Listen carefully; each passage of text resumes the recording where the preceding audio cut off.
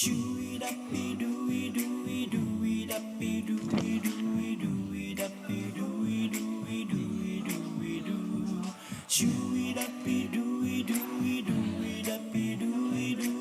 ลอยู่คนเดียวก็คงจะดีไม่ต้องปวดหัวไม่ต้องรับรู้วิธีใครจะเป็นยังไงไม่สนไม่อยากจะฟังข่าวคราวไม่ต้องรับสารเดี๋ยวเรียนเชิญทุกท่านนั่งในห้องประชุมได้เลยนะคะไม่เหมือนเมื่อตอนเช้านะคะเรียนเชิญเลยค่ะ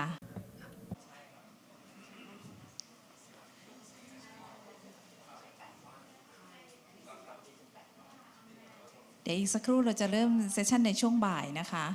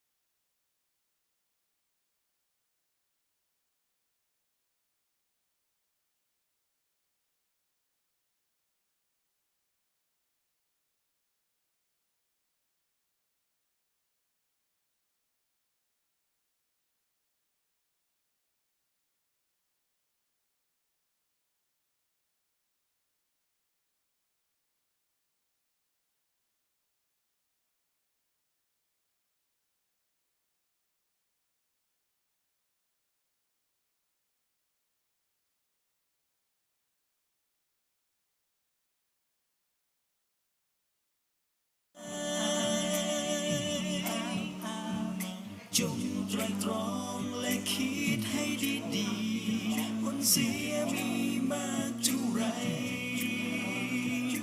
หากว่าเราเชื่อข่าวกันง่ายได้สูญสลายซึ่งความยุติธรรม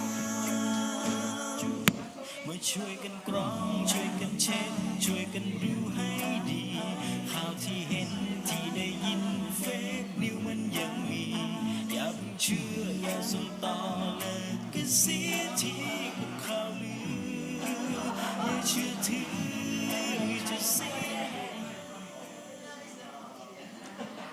สวัสดีค่ะขอต้อนรับทุกท่านเข้าสู่ในเวทีช่วงบ่ายนะคะทั้งผู้ที่อยู่ในห้องประชุมและผู้ที่ติดตามรับชมทาง Facebook Live นะคะรวมถึงท่านวิทยากรแล้วก็พื้นที่นะคะใน Zoom ค่ะในวันนี้นะคะเราถือว่าเป็นการสัมมนาไฮบริดเนื่องในวาระวันตรวจสอบข่าวลวงโลกนะคะเป็นการสัมมนาเรื่องความท้าทายในการตรวจสอบข้อเท็จจริงร่วมกันค่ะวันศุกร์ที่2วันนี้ถือว่าเป็นวันที่39องค์กรนะคะมาร่วมกันในการเป็นภาคีเพื่อที่จะจัดการในเรื่องของข่าวลวงนะคะตลอดทั้งปีนี้นะคะและปีหน้าเราก็จะมาพบกันอีกครั้งหนึ่งนะคะสำหรับในช่วงบ่ายค่ะจะขอแนะเรียนเชิญรองศาสตราจารย์ดร.นิติดาแสงสิงแก้วนะคะรองคณบดีฝ่ายวิชาการคณะวารสารศาสตร์และสื่อสารมวลชนมหาวิทยาลัยธรรมศาสตร์ค่ะกล่าวเปิดงานในช่วงบ่ายค่ะเรียนเชิญอาจารย์ค่ะขอบคุณค่ะก็ขออนุญาตแบบไม่เป็นทางการแล้วกันนะคะก็ สวัสดีท่านผู้เข้าร่วมนะคะงานผู้จัดงานนะคะภาคีเครือข่ายทั่วประเทศนะคะทั้งวิชาการวิชาชีพแล้วก็ภาคประชาสังคมนะคะแล้วก็ผู้เข้าร่วมสัมมนาทุกท่านนะคะก็วันนี้มาในนามของคณะประวัติศาสตร์และสื่อสารมวลชนมหาวิทยาลัยธรรมศาสตร์นะคะก็รู้สึกเป็นเกียรติมากๆนะคะ Faculty of Journalism and Communication, Thammasat University, and we are also part of COFACT network, and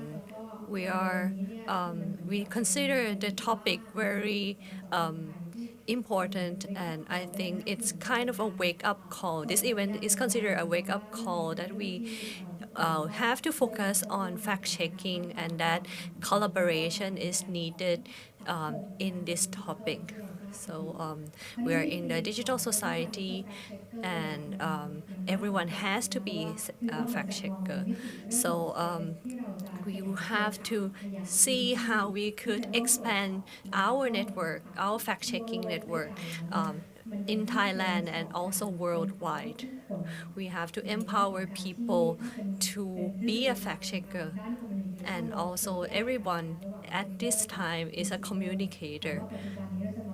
Before we were like the people were only like just receiver, but now everyone can disseminate information. That is the reason why people has to be aware of this fact checking, and everybody is now active user, and everybody should be responsible in asking question and asking ourselves whether what we have listened to or what the information that we have received is true and is factual. So if we are looking at this phenomenon, it is very powerful thing to discuss, and it is important information or important thing or topic that should be discussed widely in the society. So we should try to achieve the commitment from all the networks, all the members, in order to help collaborate and help cooperate in doing fact check for the greater good to the society, and so that we can ensure the security and also the peace within our society. And this is kind of our ultimate goal in fact checking. So I wish that everything is running smoothly this afternoon, and we will have different panels coming up in this afternoon. So I hope that everything will go smoothly according to the objective. So thank you, Associate Professor Dr. Nithida. So this is a new topic of Thailand, the fact checking, and then we have to try to empower everybody to be fact checker, and we have to try to institute this approach of being digital citizenship among our people.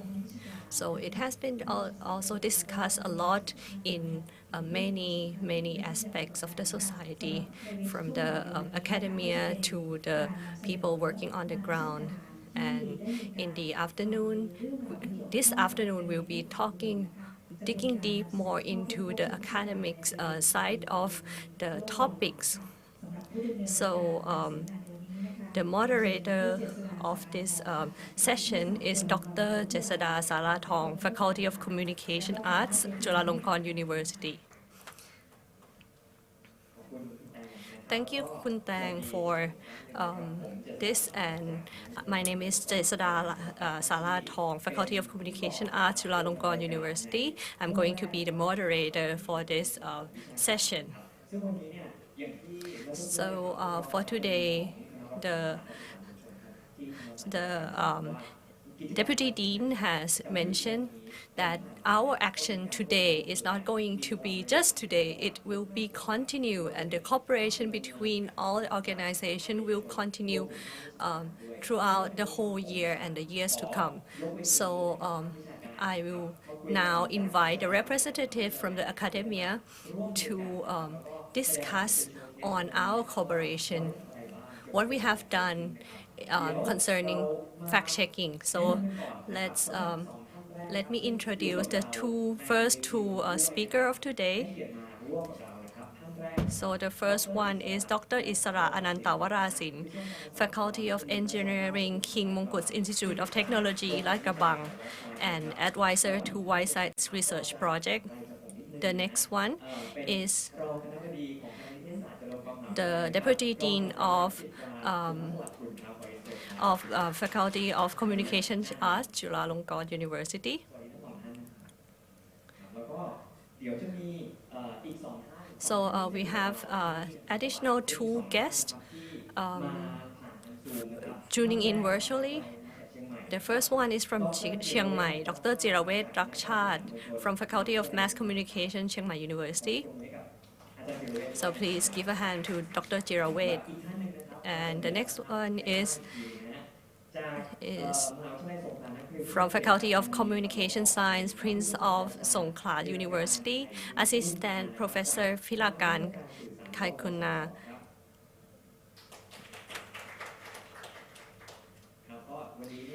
So we have everybody here from different regions of Thailand. So I would like to orient you about the frame, how we would like to proceed today. So I would like to ask each team to introduce yourself and tell us a little bit about your work in fact-checking.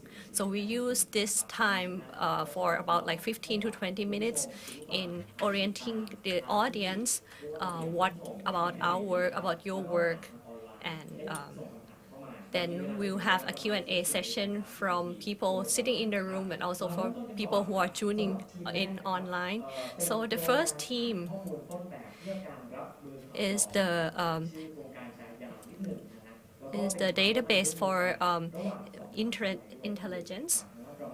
So from the KMITL and from Chulalongkorn University, this is the collaboration from between these two organizations. And the collaboration it also extends to the other institutions and also the mass media. So I would like to invite you to talk a little bit about this collaboration.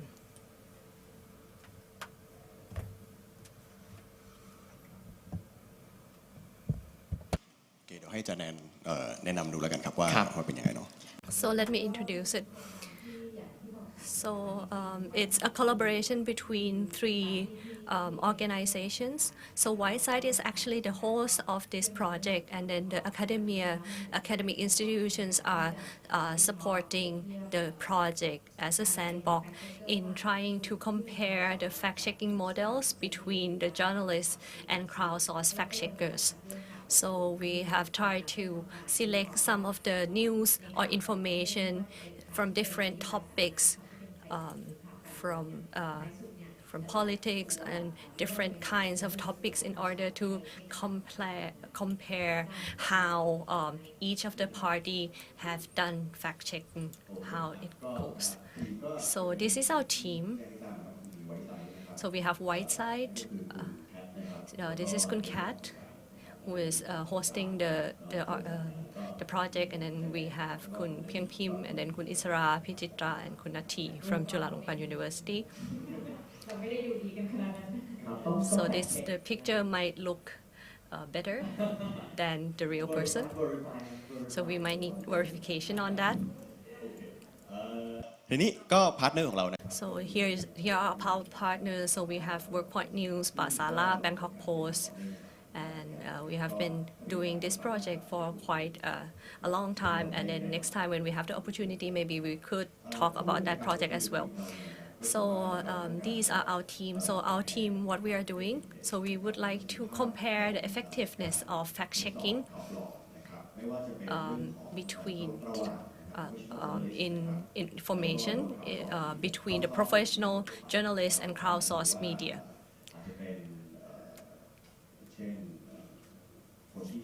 So crowdsourced media might concern those who use Facebook regularly and the other users. And what we have found here is what we have found: the effectiveness. What is actually the effectiveness? So we the criteria of effectiveness is the correctness of the correctness of the frequency of sharing fake news and correcting fake news. If we found that some information is not right, not true, then we should not share it because it's a fake news. So, and then we have to look for propagation. So we try to gauge what between journalists and crowdsource, how fast the message are being shared over social media.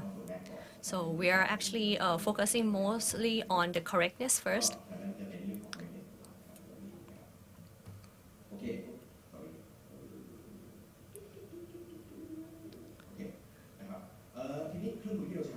So our tools that we are using is the white-side spider that could be divided into two parts, the spider and social eye. So the spider is data collection platform. So it's social media data collection and aggregation. So we have like 14 million messages per day on social media. And Spider collect the data and we can track back for 2 years. And then we have Social Eyes, which is a big data analytic platform. So the result that we have derived in this research is then from Social Eye. So if you have any questions, then please feel free to raise your hand and ask away. So in terms of research methodology, so we select interesting fake news topic. So I'd like to ask Azanan to actually tell us what kind of topics are we selecting, what are the criteria, and what we have selected. So and also we don't use information that could not be verified. So we are used just verifiable information. So we use Spider to collect information from the press and from the news, and also from social media, and then we filter out related articles and messages, and then classify each messages whether it is a corrector, spreader, or neutral. Corrector means if there is a fake news coming, then we try to correct. We have to correct it. We call it corrector. And then if it's a more like misleading thing, then we call it spreader. And if the message is just a statement and not telling whether it is damaging or not, then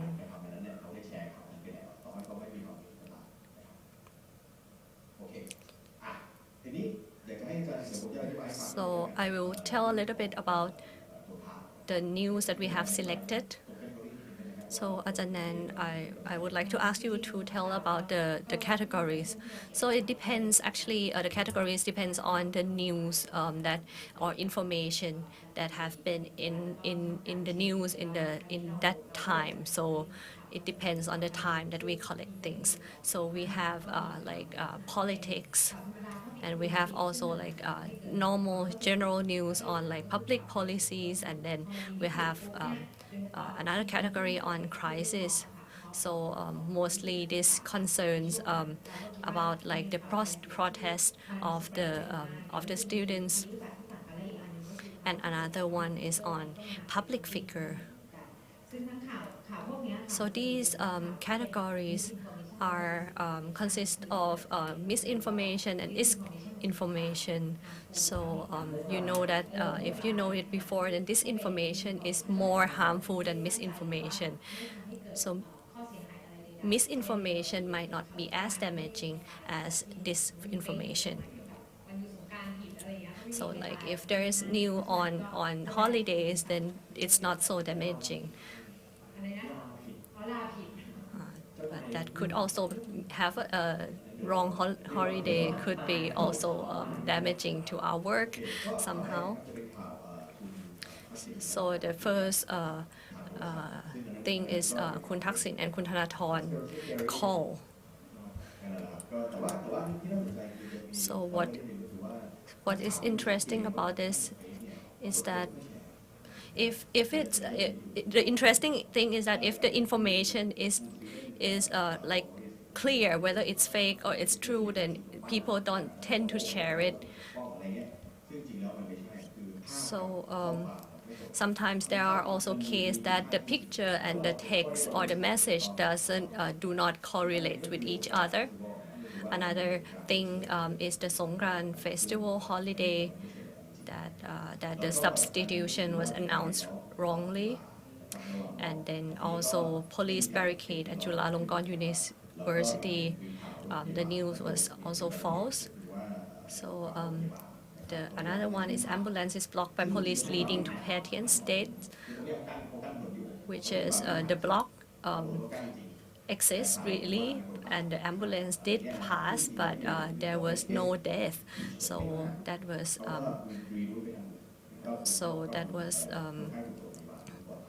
so there was no death occur on that. And another news is CPR is performed on children during riot. That was fake. And on police officer painted inappropriate message on street. So police officer did paint it, but they were trying to correct the picture, not initiating it. And also the last one is Ronaldo turned his hotel into a temporary hospital for COVID patients. That was also not true. So I have a question. So in categorizing the news or the information, how can, like, if we are talking about protester, we can actually categorize it as politic or crisis. So you can actually, so how do you categorize the information?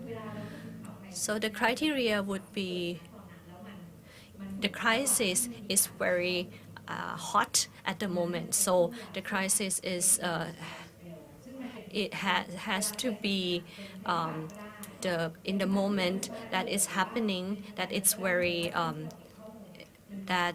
it's urgent. So those news which are categorized as crisis has to be like hot topics or damaging. So crisis is more like event-based. So at that time of reporting, it has to be when the event is occurring. But if it's categorized as politics, then it might not be related to event, but more of the politics. Actually, there are a lot of connections and a lot of duplications on that. So on the number of classified message, it's around 1,200 messages.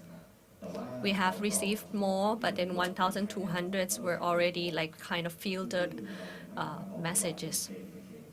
So our tool cannot tell whether it is a fake news or it is the truth. So we need actual people to try to screen the message, whether it is a corrector, spreader, or neutral messages.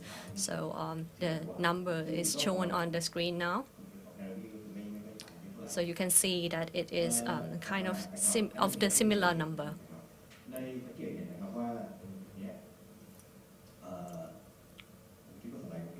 So I think this is the wrong version of the slide, but yeah.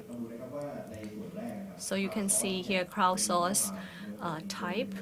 There are a lot more messages there. You can see here on the first column, the second column is the number of message. So it has 1,024 messages. So you can see that journalists produce less messages than crowdsource, and that is natural. So look at that percentage here. Oh, I forgot to mention that you see that 30% of the crowdsourced one is corrector, and the neutral one is 45%. while journalists type have more number of characters, so 53%, and then neutral is at 24%.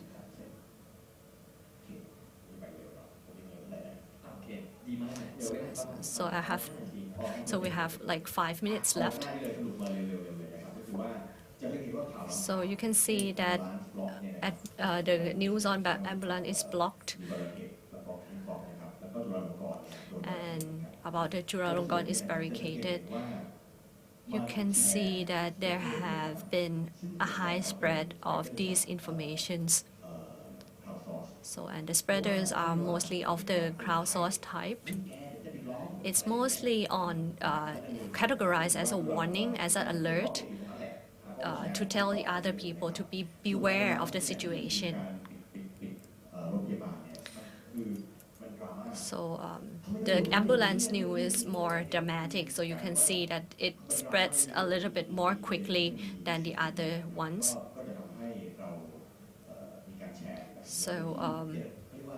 So if it's more dramatic, more emotional, people tend to spread the information more quickly. And it is kind of alluring for us to click and share. So you can also see that the Ronaldo news was also shared quite a lot, but it turns out that both types, the journalists and crowdsourced, are reporting not correctly. So, but you see that the journalist type is more of a tabloid who spread the information, and as a result, the crowdsource has saw that that information shared by the tabloids, and then they share it further. That's why it has been spread quite widely. So the source of information. If we look at the source of information of this Ronaldo news, then you see that this tabloid has been releasing quite a lot of incorrect news. So you might need to, like we discussed, that we have to look at the source of information that to check whether it is a trustworthy source. But generally, journalists are more trustworthy than crowdsourced media.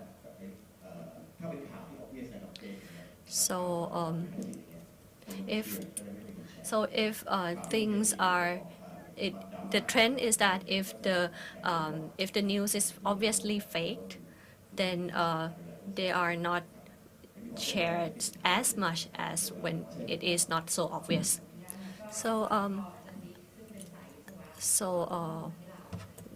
when we have received the information, then we try to analyze the information. So we only screen for the disinformation and look at the news or information that is harmful to the society, or the information that is more sensitive than the others and can create confusion among the citizens.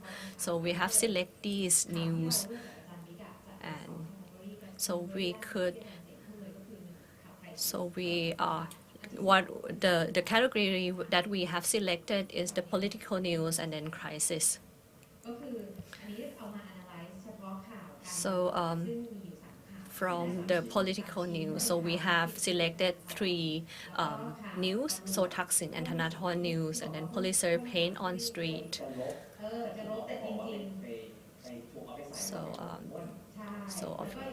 And then So we select 3 news stories. The one from Thaksin and Thanathorn, the other one is police officers painting on the street when actually he was deleting the message on the street, and the last one is the students' movement. We can see that the black graph and the red graph, the red one is from crowdsourced and the black one is journalist. So if we look at this graph, all these 3 bars indicates the number of fact-checked. Basically, these bars just indicate the times when these news are corrected. If we look at the first one, the numbers of fact-check are very high at 188, while it's only been checked by journalists only one time. So we can see that for this type of news, crowdsourced played an important role in fact-checking, while if it's the news about police officers, we can see that both crowdsource and also the journalist play quite similar role in terms of fact-checking. This basically for politics, if it's fake news, there are only 3 messages. This is you can see that from the typings beside the graph, beside the bars. So while the last news, it is just the total of 7 fact-checking messages versus 34 fake news. So as an analyst and also as someone who's working on data, we can see that in political context, sometimes the journalists are not really, willing to jump into the pool and do the fact check. So, or if they're put under some kind of a pressure, they would not be willing that much in order to be involved in the fact checking process for political news. So this means that there is a gap in fact-checking process for Thailand, whether, in terms of the players or those persons are involved. We may not be talking about, the local fact-checkers, but this is only crowdsource and journalists. And it means that there is still a gap available that existing in checking political news. So this is the fact-checking and disinformation and critics on crowdsource versus journalists on the news on the mob. As usual, as I've mentioned, red is crowdsource and black is journalists, and the high bars in gray is fake news. This is similar to the Boston Marathon incident. If there is any crisis, bombing, terrorist, fake news will just go high up. And we can see that fact checkers will have to basically compete with the stream of fake news that are coming like nonstop. For example, the police barricade in July University, we can see that there is 88 fake news, while there were only 3 fact checks conducted by crowdsource and 2 fact checks conducted by journalists. So we can see like the speed of fake news that arise during the incident.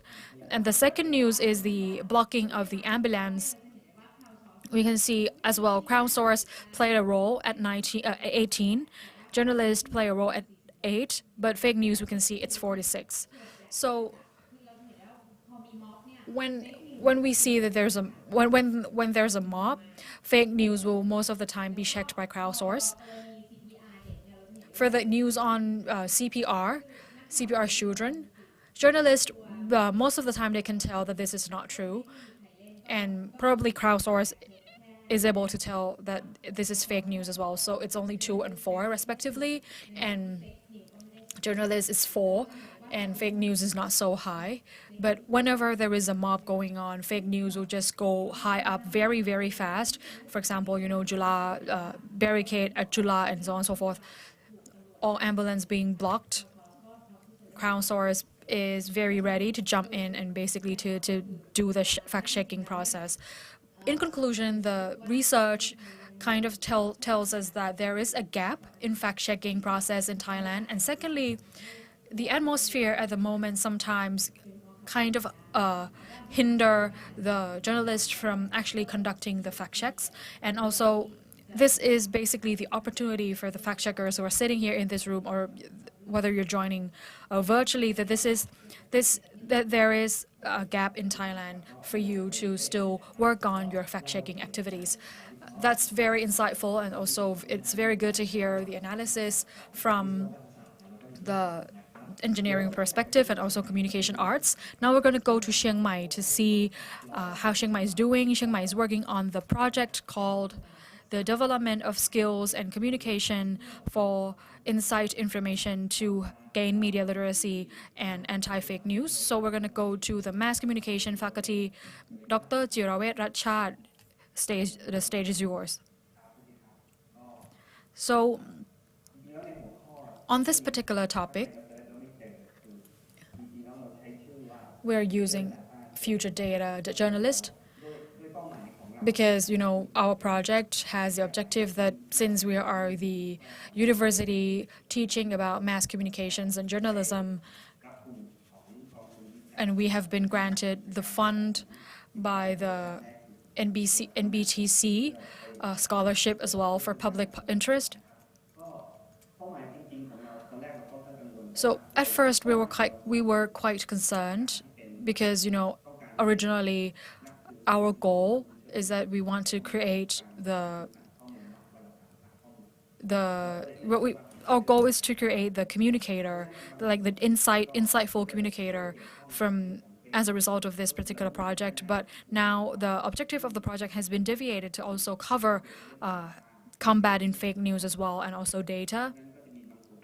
So there is an overlapping between the original objectives of the project and also fake news management as well. The methodology of research, we basically base that on practices, because we want to develop this particular project into something that can be done online. This data journalism project, we started from zero. We are trying to find how to combat fake news, how to involve our students, and how to basically create this efficient data reporting journalist. So we started from the very central level. We met with a number of personnel who are experts in data analysis, and then we developed further. So basically we kind of developed this particular curriculum and also the mechanisms as to the data collection.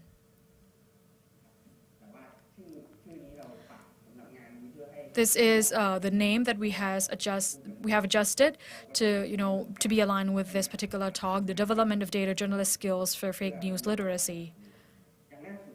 The first thing is that why are we interested in this particular issue?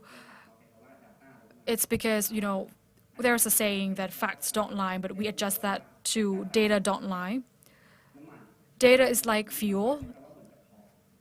Someone say data is like gold, but data is basically like it's like fuel. It's like oil.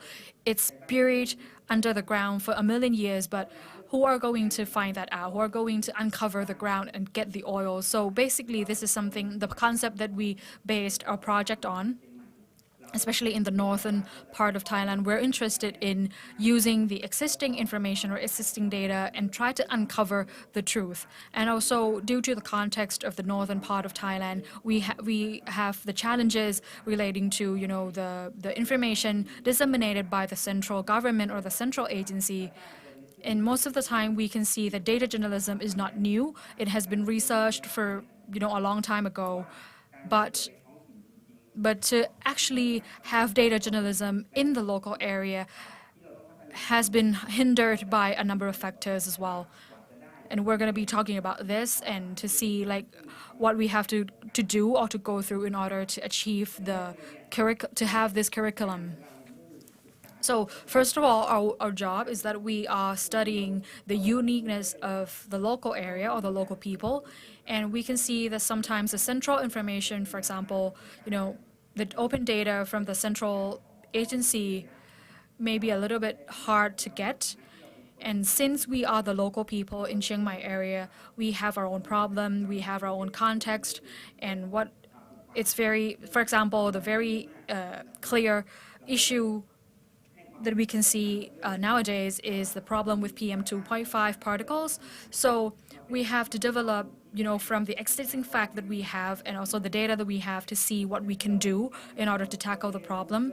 And basically, personal experience play quite an important part as well in this process. For example, they can see that we cannot on the top right left-hand corner, this is the Suthep, Doi Suthep has disappeared. So this is basically, and also sometimes we're accompanied by the data saying that Chiang Mai now ranks the number one province in the world, or number one city in the world with the highest score on AQI. But our job is to dig deeper. We have to rely on data sciences as well, because we may need to learn more in order to confirm or in order to create this culture of data journalism. We can see that the details or the details of the information are quite deep. If we ask researchers or if we ask academics, they may have certain answer, but we can actually look around and see surrounding information or data. We have the CMU air quality app, and this app will basically measure the air quality in each area, and this means that the data collected by the app can be used, but there are still some, the obstacles whereby the journalists in the local area or the students themselves do not have the accessibility to these data. So for the project that we have been granted with the support, the project name is Skills Development for Future Data Journalists. ก็คือเราเริ่มพัฒนาโครงการว่า We have started to develop this particular project to develop data journalists. The objectives and rationale of this project is that we want to create digital disruption in mass communication, and we can see that fake news is, are very widespread, and sometimes we are the one who are the spreaders of these fake news because we do not know, or sometimes we based our storytelling on our emotions, and these emotion-based sharing or emotion-based news stories are not, most of the time, not accurate or not authentic. So this is something that we put as the objectives, and the university itself, for the mass communication faculty, we see that the students kind of lost interest in following up with the news, and which is something that is not so good considering that this is going to be our profession. So this is why we come to be interested in this particular research and project, and we have been assigned with two goals. The first one is to build capacity for our personnel, to ensure that they have the media literacy, and the second one is that we have to, after all the training's done, we have to develop this particular online course, and each of the steps will be used for the purpose of developing these online courses. And we're working with the Lifelong Learning Center of Chiang Mai University. มาจากการพูดคุยกับอาจารย์ที่เชี่ยวชาญด้าน Data Journalism ในส่วนกลางแล้วก็ We have discussed with the professors from different aspects and different sectors in engineering, and we have identified the steps and the way to educate our students in order to have data literacy and being future data journalists. So we try to rearrange these skills and then try to arrange the new curriculum.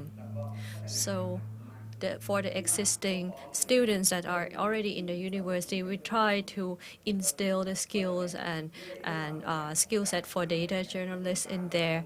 And I would like to tell everybody that last year we have this lockdown, and we had to adapt to the situation and try to change our curriculum in order to continue with our learning delivery. So during the lockdown, we use online means of teaching. So data in journalism is something very new. So we were trying to transmit this information online while also trying to work on this curriculum with the experts through the online platform.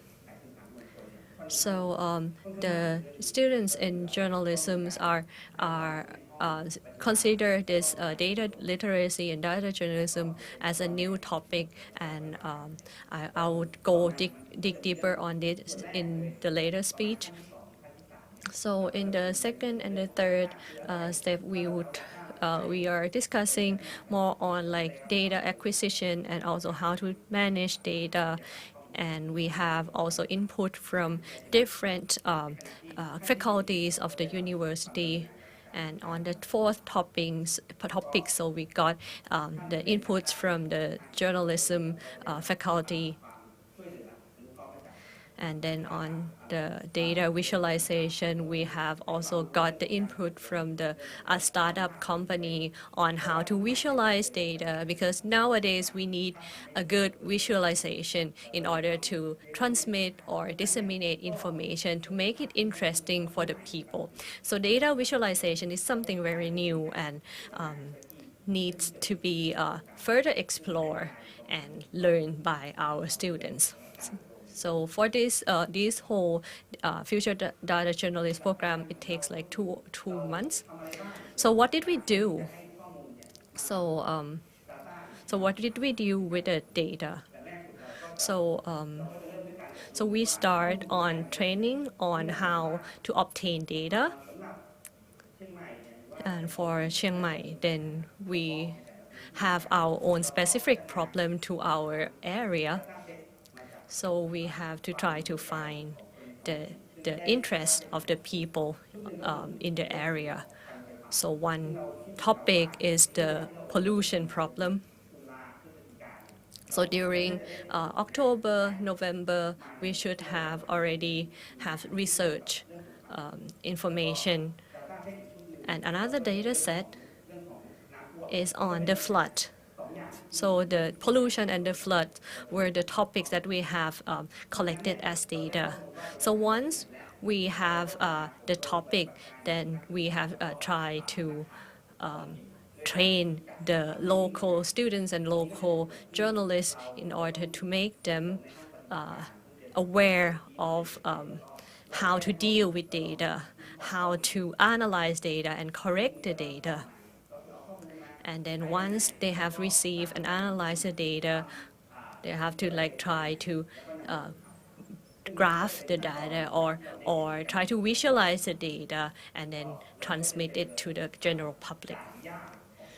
So one of the challenge, the hardest challenge of the training is the Excels and the big data, the amount of data that they have to face during the training. So we will have to introduce some kind of analytics tools in order for them to be able to deal with the data before congregating the data, analyzing the data, and then visualizing the data. So the last process is data visualization. So this is one of the results from the training, the outputs from the students. So if we are going to publish this online, then we know that these things are not beautiful enough to attract attention. Then we also add in some more courses or some more sessions on how to visualize it better. So these are the results or the pieces by the students who have attended the additional session on data visualization. So it has been shared in Facebook stories, and on the right side is a poster. So those who got trained in this program will have to deliver products such as these to these are also other pieces by the students. So these are kind of these are not so as beautiful as before, but it is a presentation of data. So we also have a presentation of the pieces. So what we have found out from interviews of journalists and experts. So we have seen what we have found out from the trainings are that if we would like to promote fact-checking, we will have to focus on data first. So those who come to train, they will have to know how to obtain data. So the first thing that they have to learn in the training is that where to find data, where to find trustworthy data. So that would be the start. And then next, data journalism is useful in terms of process of data finding. So we have input retrieving process like correction of information. So we'll have to try to tell them how to identify a neutral information. And then we have always heard that there are a lot of times that you got interviewed, people got interviewed, and there are also this connection between the one who are interviewing people, the journalists, and also the people who are giving interviews. There might be some discrepancy on the knowledge in terms of data and the understanding of the topic. So sometimes you have to try to cross-check between the interviewers and the person who gives out the interviews on the common understanding. So among the newer generation, the more beautiful the graphic is, the more shares it gets. So if the data is not beautiful enough or is not presentable enough, then people will leave it alone. But if the data is beautified in the way that it's attractive, then it will attract more share and promote dissemination of information. So somehow data cleaning could also be a solution to help reduce fake news from human error. And lastly, so we have found that apart from the content of the information, we also have to think about the accuracy and also human side of the story. Have to see the impact of the information, whether it is going to damage any other people. So once the information is disseminated, would there be any impact on people around there? So maybe it would, like the dissemination of the flood news might affect the price of some agricultural produce, for example. So we will have to also consider the impact of the news or information that are going to be shared in order to ensure that to ensure the accuracy and humanity side. Thank you very much. Thank you so much, Dr. Jirawet Rakshat from the Faculty of Mass Communication, Chiang Mai University, for development of data journalism and for fake news literacy from the north of Thailand. So we're going to go to the deep south. This is Deep South COFACT research project for the peace project in the three southern provinces of Thailand. So we're going to be hearing from Assistant Professor Pirakan Khai Nunna from the Faculty of Communication Sciences, Prince Songkhla University. So good afternoon, everybody. I am very honored to be speaking to you By way of introduction, I would like to just say that I'm still a student at the Faculty of Communication Arts at Chulalongkorn University, but I have the opportunity to conduct certain site visits and also data gathering as well, relating to distorted or misleading information relating to the 3 provinces in the south of Thailand. And from the morning session, I think that this is something of great importance in the differences between misinformation, disinformation, and fake news, because it is different among countries. And in Thailand, we can see that the local context plays an important role as well.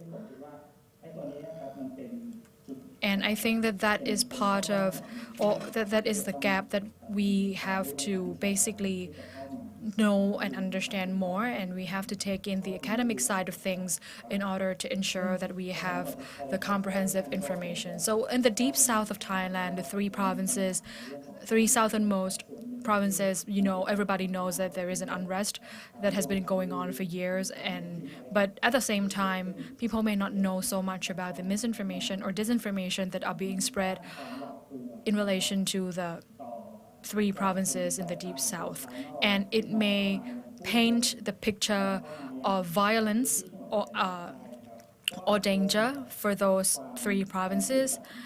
It is a matter of communication and the data that is being communicated to the public in relation to the 3 southernmost provinces, which may cause problem. People may perceive the 3 provinces as a highly dangerous area, that people from that provinces cannot be trusted, for example. So that is why we started to work on media literacy from the year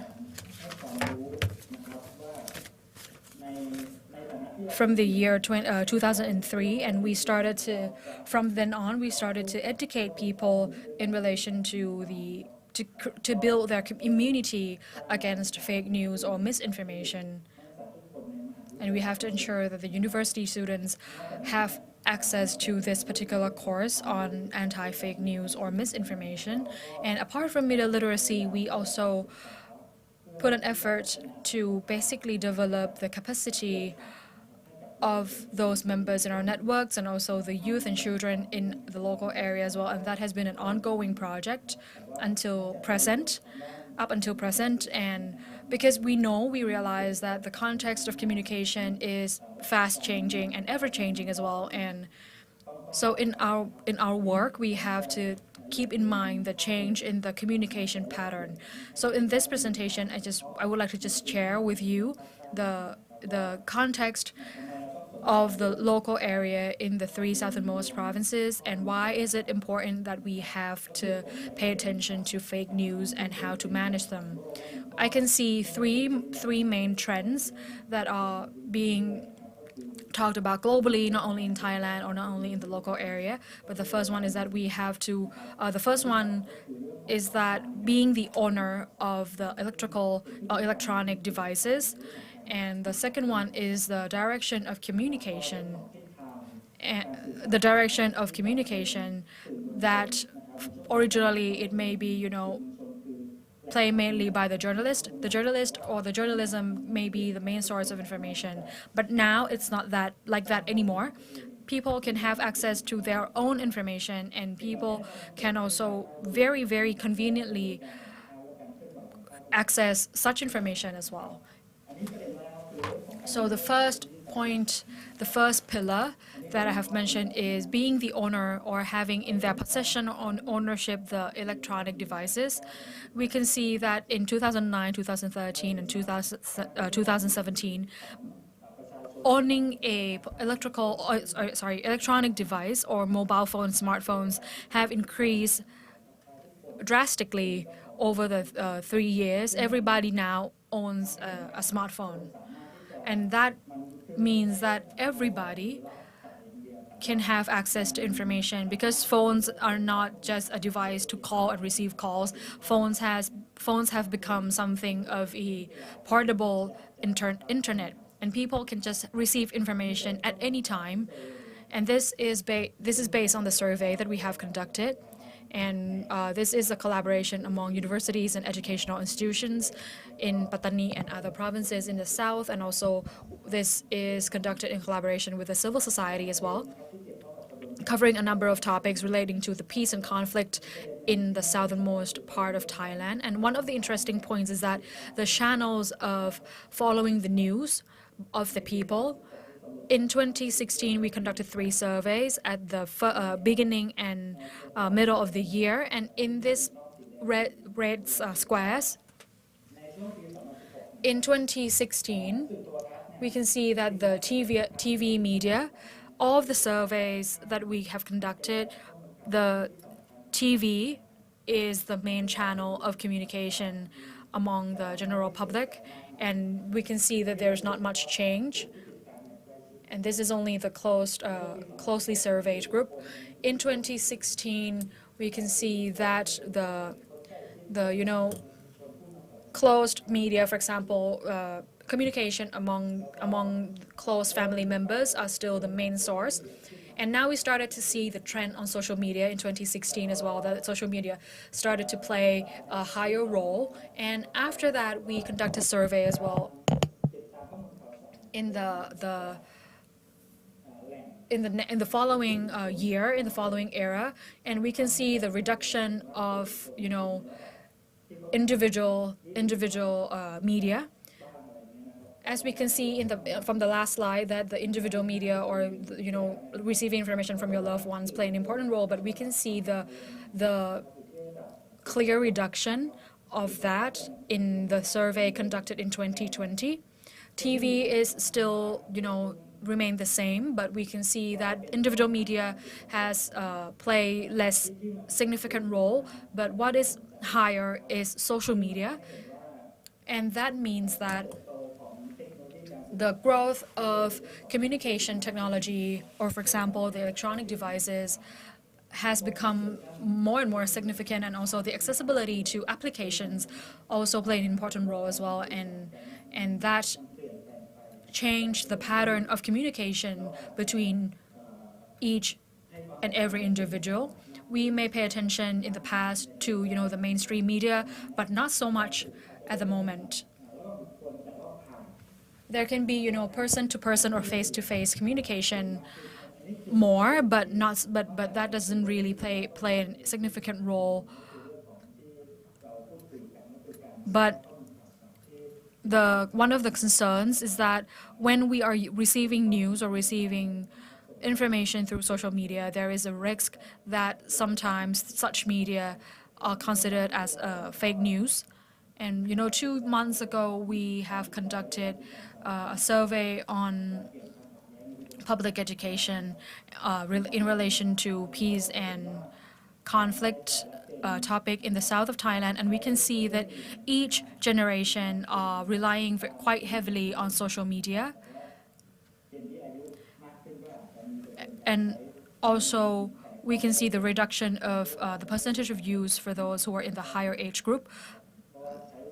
But still, we can see the heavy usage of such social media among different generations as well. So the channel of following the media, now we are fully entering the digital era, and the unrest that has been happening from the 2004 onwards, we see the rise of rumors, we see the rise of misinformation, which are sent or shared through telephones or through mobile phones, probably because at the time social media is not so much in popularity, but fake news or disinformation are spread through the community centers or community areas, for example at the mosque or at some community gathering locations, for example at the market. We have heard that there is a ninja burglar or ninja robbery. That is a word that they used to call those who committed like the breaking and entering into people's house, and basically they put oil on their skin so that when their captured or when they are caught by somebody, they will just slip away because they are so slippery.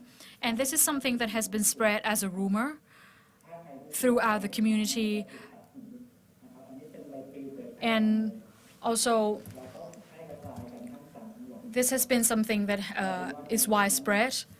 สุขต้องหยุดการค้าขายหยุดการทำมาหากินทั้งสิ้นเลยนี่เป็นข่าวลือที่มันเป็นลักษณะของ This is just something, the pattern of some kind of a social psychology that it has been spread very, very fast, and also we can see that the person-to-person communication is reducing, but communication through social media is on the rise, whether through line, through social media, and also through other channels that are considered as social media. So this is basically the change that comes with the digital era. And that is the shift from the traditional communication system to the current digital era communication system. This is just an example that I have of the work that I have done during my time at the Faculty of Communication Arts at Chulalongkorn University. I have compiled the channels, the social media channels that are being used. And we can see that there are so many pages, and they keep rising as well, that people keep following these pages.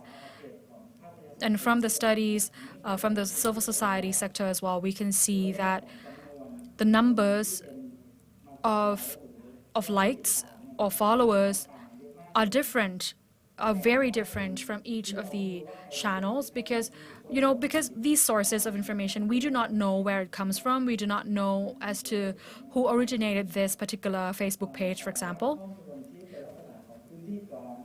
But for information that are spread by the central authority or the civil society, the number of likes are only in the region of thousands, but for some other sources or some other types of social media, they're almost up to 200,000, when we cannot really identify the source or the origin of such Facebook page.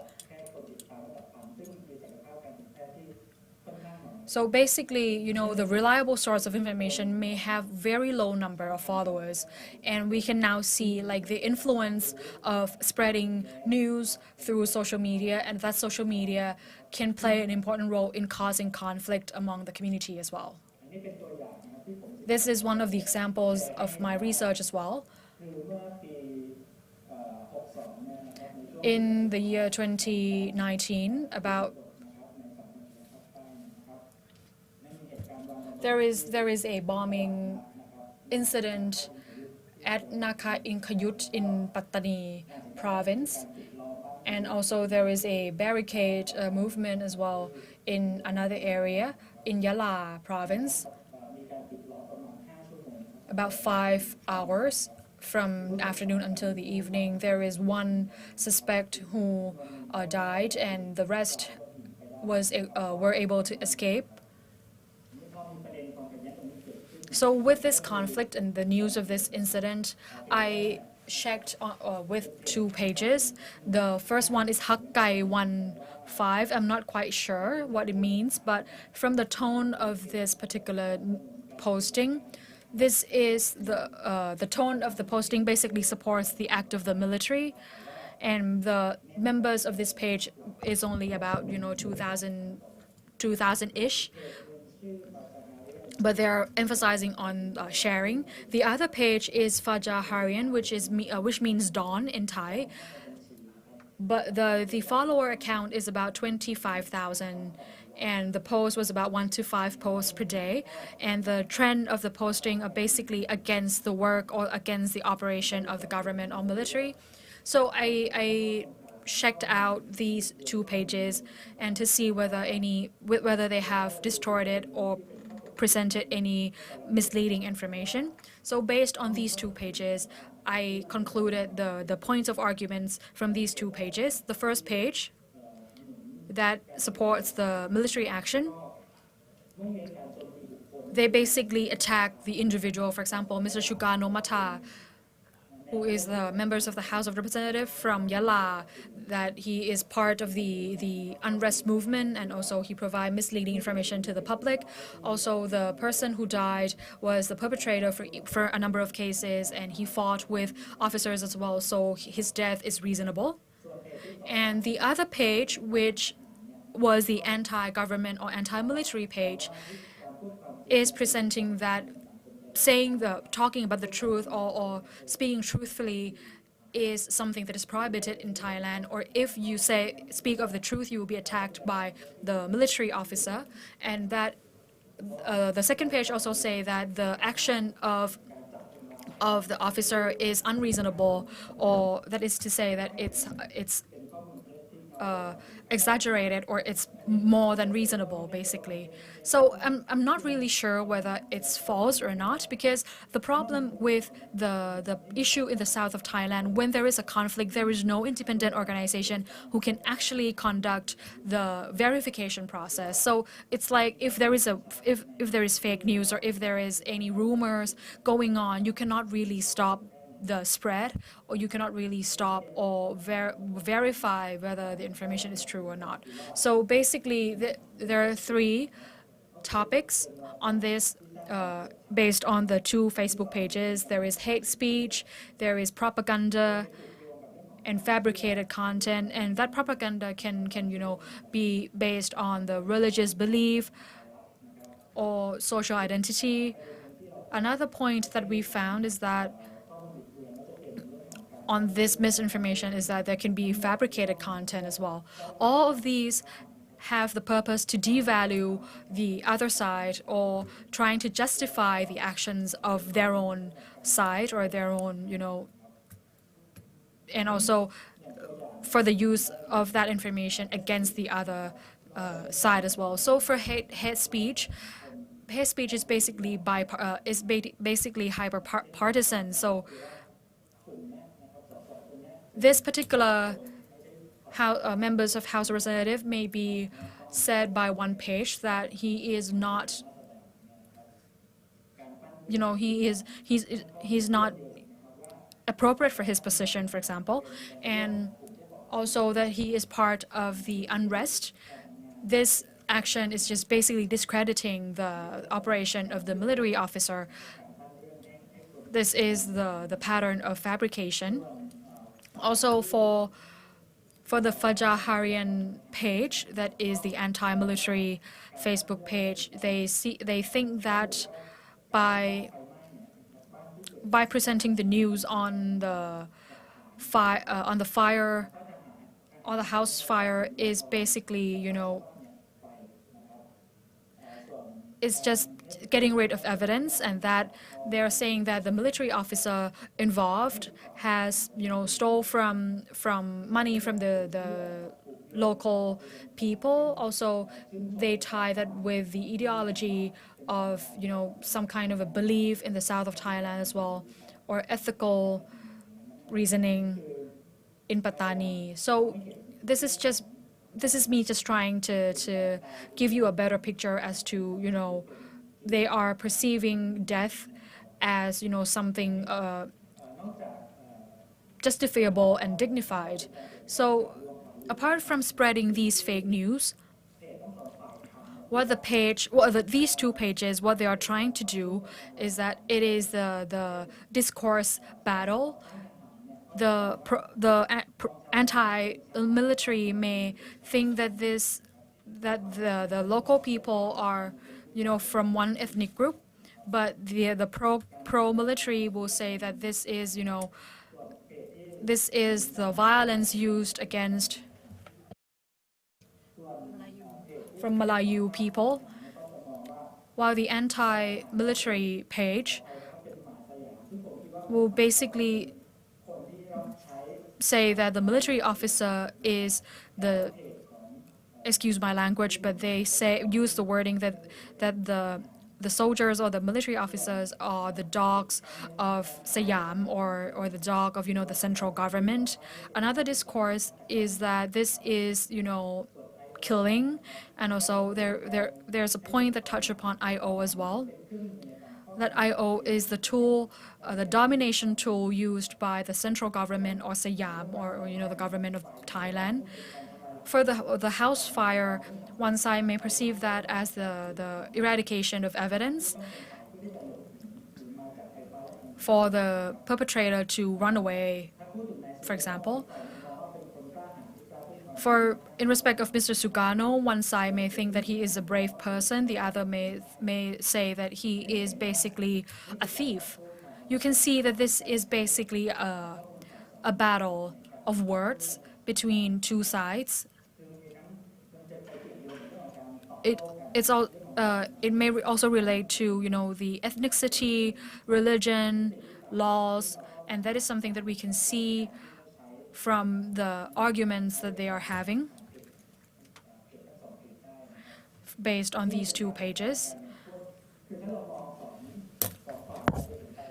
We can see that this is the polarized action that is quite clear. ทางกายภาพก่อน So it will start from the physical thing, so it will occur somehow as a physical event, and then the information gets somehow distorted into a mis or disinformation, and then transmitted to the receiver.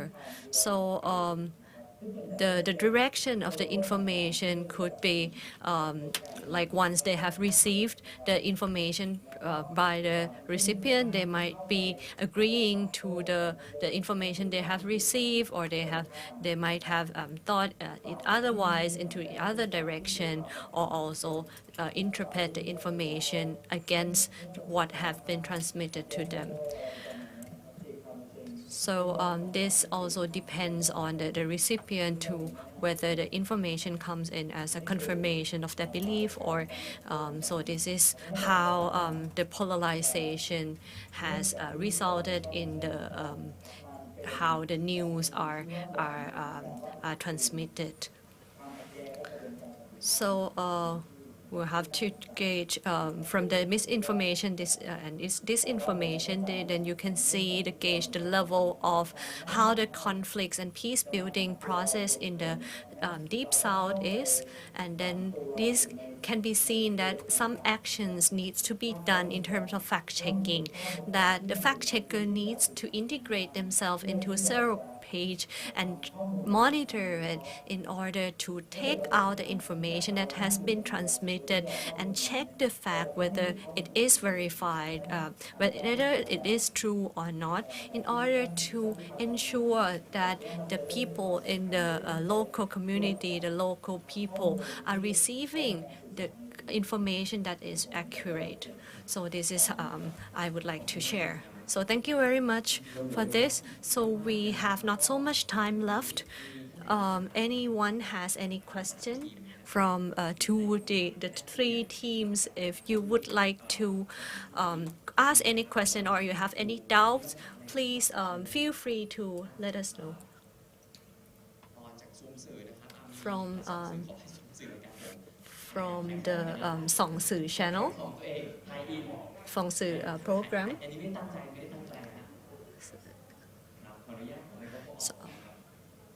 Okay ครับแนะนำตัวนิดนึงครับเผื่อว่า So please introduce yourself as well. My name is Kitinan from 2 สื่อ website, but 2 สื่อ is your channel. So I would like to ask Deep South. So in the southern Thailand, there has been conflicts on ethnicity and also languages and differences in different aspects. So how do you identify whether the information transmitted is accurate or is it a disinformation, misinformation? So how do you actually identify these information? So there are a lot of languages involved as well. So are these also challenges that you are facing? So we have been discussing in this before with Deep South whether these could be a major challenges for the Deep South, so the diversity. So please help answer the question. So this is difficult, I have to say. So so in communicating information, most of the time it is not the information is not is not transmitted in Thai, but maybe in Yawi or in different languages, which is a totally different language than Thai language. So we will need specialists of those language to actually have the knowledge to translate and read those texts. So we need people who are experts in different languages that are used in the southern, the Deep South, in order to work together and try to check. So we not only the written language that is different, the speaking language is also different among the people in the Deep South. So we need people to help do this, and that is one of the challenges. So from what I have read in the social media and from my study, there are a lot of opinionated messages in terms of freedom in terms of freedom and freedom of speech, and sometimes it is hard to identify whether the information is an opinionated information or is it misinformation or disinformation, because we are not so sure. We couldn't be sure because sometimes we have to try to see whether this is a freedom, something that is connected to the freedom of speech, or whether this is something that has been fabricated into a fact. So we will have to try to cooperate and then discuss and share with each other what each other think.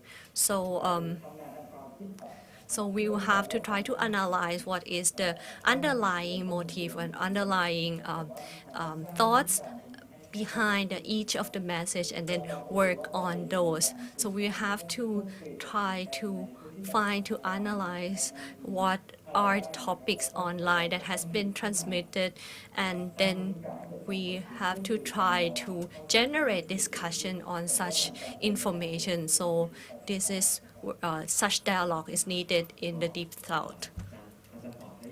So thank you very much. You have clarified the question very well. Any question or any comments?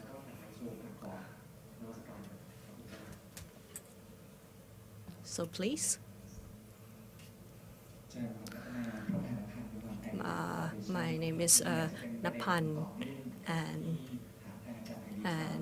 I would like to follow up on the questions before.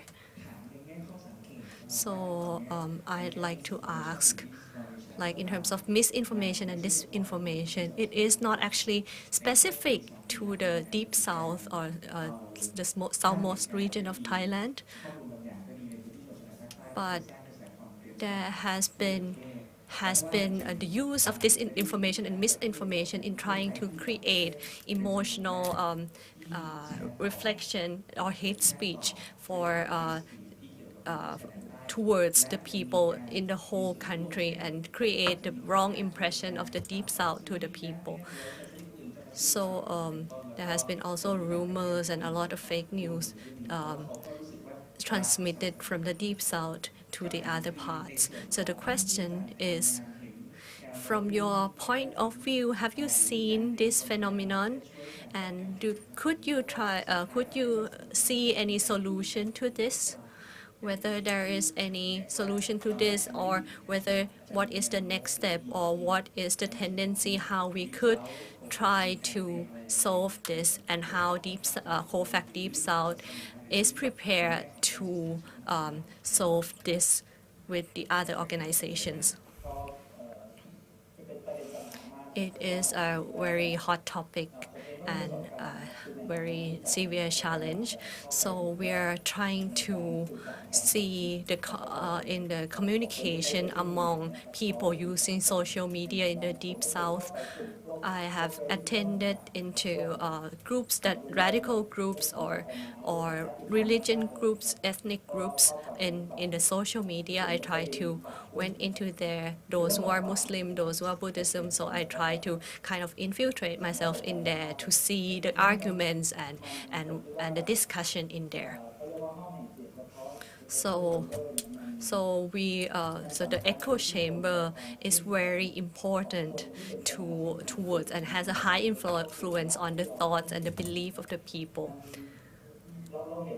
So you can see that each of the parties has their own like that radical thinking, and it echoes within their group. So this is very interesting how we can drag them out or try to expose them to other information so that we could minimize the radicality or like kind to come to a dialogue between each other. So in terms of preparation of COFACT Deep South, so we have tried to kind of conducted the research to see what we can support and provide academic research and academic information, factual information to them in order for them to be exposed to other information apart from their own group. So it is not enough for the academia to do this. COFACT Deep South therefore have been established to also bind in and get in the civil society organizations in order to kind of cooperate with the academia in order to kickstart initiatives that could bring about the solutions to this. So we have, through these civil society organizations, we try to disseminate the information that has been based by the academia through this civil society organization and then reach out to the communities. Thank you very much. So what about from the movement aspect? Over the past 2 years, there has been an attempt of, using the movement in the south to initiate the movement in other regions of Thailand as well. So since we're here together, there are 39 COFACT partners. I just would like to, invite everybody to come together because there are so many attempts on creating conflict, and this is aligned with. Those who love peace will have to work effectively, for those who love hate or those who love war. So this is something that I just would like to leave with all of you. So thank you so much, Venerable Napan. So we have reached the end of this session. The first session for this afternoon on the panel discussion relating to the academic overview on misinformation and disinformation in Thailand from the teams from 4 universities all over, from 4 regions of the country. So please give them a big hand. Mr. Isara from Lat Krabang, Ajahn Pichitra from Chula, and also Dr. Jiravet from Chiang Mai University, and Pirakan from Prince of Songkhla University. This is the end of my shift. I would like to give the stage back to Kun Tangmo, who will take us to the next session, which we'll be hearing from the civil society sector. Thank you so much. Please give Mr. Jesada a big hand as well. Thank you so much for joining us today and for hosting and moderating this particular session. So next on the agenda, we are going to be listening from the conclusion or lessons learned from COFACT Communities on fact-checking based on their regions. And this stage, we will be joining through Zoom by the panelists and also by physically by one of the panelists as well. I would like to invite Assistant Professor Ua Jit Dr. Urjit Virod Tairat, the advisor to COFACT Thailand and Media Alert. Please give her a big hand. And also, on this panel, we may not have a break, but if you feel like it, if you feel like you need a bathroom break, please do so. And you also can take the break and come enjoy your break in the room as well. So the stage is yours, Dr. Urjit. Thank you. So it has been quite an intense day. We have been here since the morning. Those who are joining virtually, maybe, you may have, sneak off to take a break. But anyhow, I will have joining me another panelist who are here presently, and also joining us from the south, Mr. Maroof, and also Kun Kamon. So I would like to now invite Assistant Professor Nantiya Dwang Phummet from Research Institute for Languages and Cultures of Asia, Mahidol University.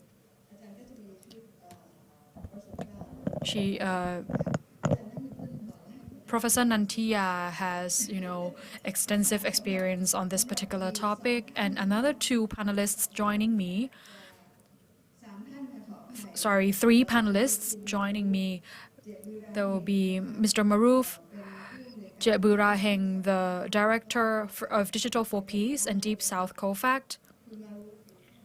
Mr. Maroof is here with us on the screen on the top left-hand corner. Also joining us from the northeastern part of Thailand, specifically from Ubon Ratchathani, Mr. Kamon Homglin, Coordinator of Isan COFACT. And also the last one is Associate Professor Dr. Napat Rung Napakun Consumers Network in Northern Thailand. She is the activist and also advocate of social movement, and the representative from Northern COFACT as well.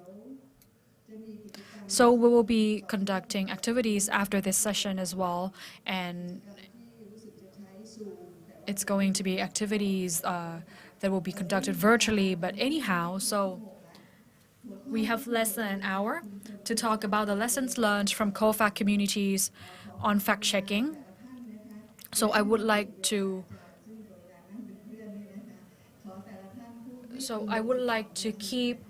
everybody to keep your speech short, less than 2 minutes, 12 minutes. So the topic, as I've mentioned, lessons learned from COFACT communities. I would like to go to the south first. Mr. Maroof, the stage is yours. What have you done so far for Deep South COFACT, and what are the lessons learned or key findings that you think you are going to face? So, good afternoon, everybody. The panelists, the distinguished guests, those who are in Bangkok at the moment, and also, those who are joining from other parts of Thailand as well. So for the three provinces in the south of Thailand, we have quite a challenge to learn and to find the key takeaways from our initiation or our efforts with fact-checking. And I would like to thank the panelists from the last session, especially Dr. Pirakan, who had shared with us the context of the South. So I will try to keep it within 12 minutes. If I'm going to exceed that, you can, just tell me.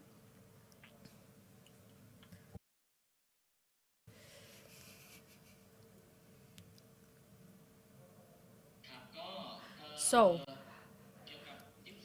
for Deep South COFACT, we work in the three southernmost provinces of Thailand, and also partly four districts in Songkhla province.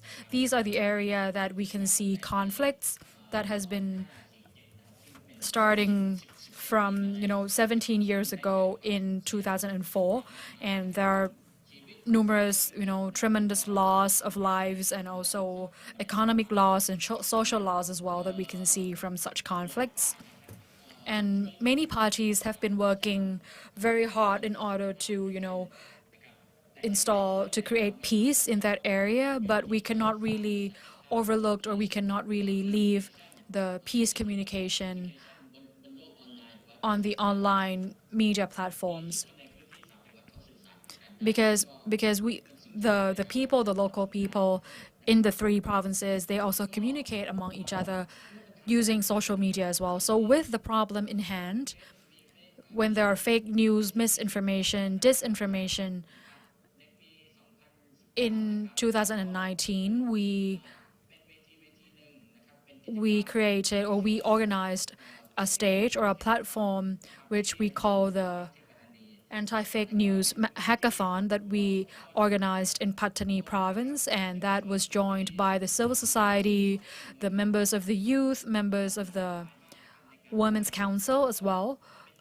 And that marks a very good beginning for us to reduce communication of fake news, or to reduce the communication that can hinder the peace-building initiative. And after that, we have the declaration, the Pattani Declaration. If we look at the first item, towards the end of the first item, we say that we will work together, we will collaborate to address, monitor, inspect, report, distribute facts in many aspects, and we will work together to fight fake news in all levels of the society. So that is one of the things that the organizations joining us on that day have, been working tirelessly to successfully bring, to effectively bring success or to achieve this particular initiative. And we have been working together in order to reduce the spread of fake news or misinformation as well. In 2021, or this year marks the Deep South COFACT establishment of Deep South COFACT, and we have been supported by the Thai Media Foundation, Thai Media Fund.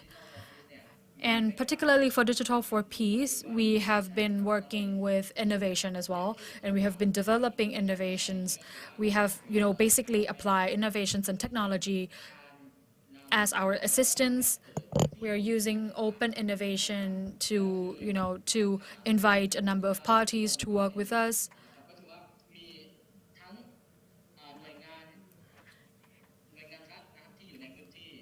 We have been joined by the government agencies in the area, education sectors, the local press, and civil society working together in order to basically create this framework together. But we have to still ensure that those who may be left behind, those who are the vulnerable group, for example, the youth and vulnerable group, that they are still involved in the process as well. And the organizations that we have worked with, you can see there are so many of them. From the educational sector, we have universities joining us in the 3 provinces in the south of Thailand. From Pattani University, who plays a very major role in research. And also we have civil society, and also local government and security sector as well. And we have the private sector, the security sector, as I've mentioned, and also we have the private sector as well. For the academia and research institution, we work together with them in terms of research, and for civil society, we work with them in relation to civil engagement and advocacy to raise awareness and educate people on information. Because, the media, the local media, is the platform for communication for the general public.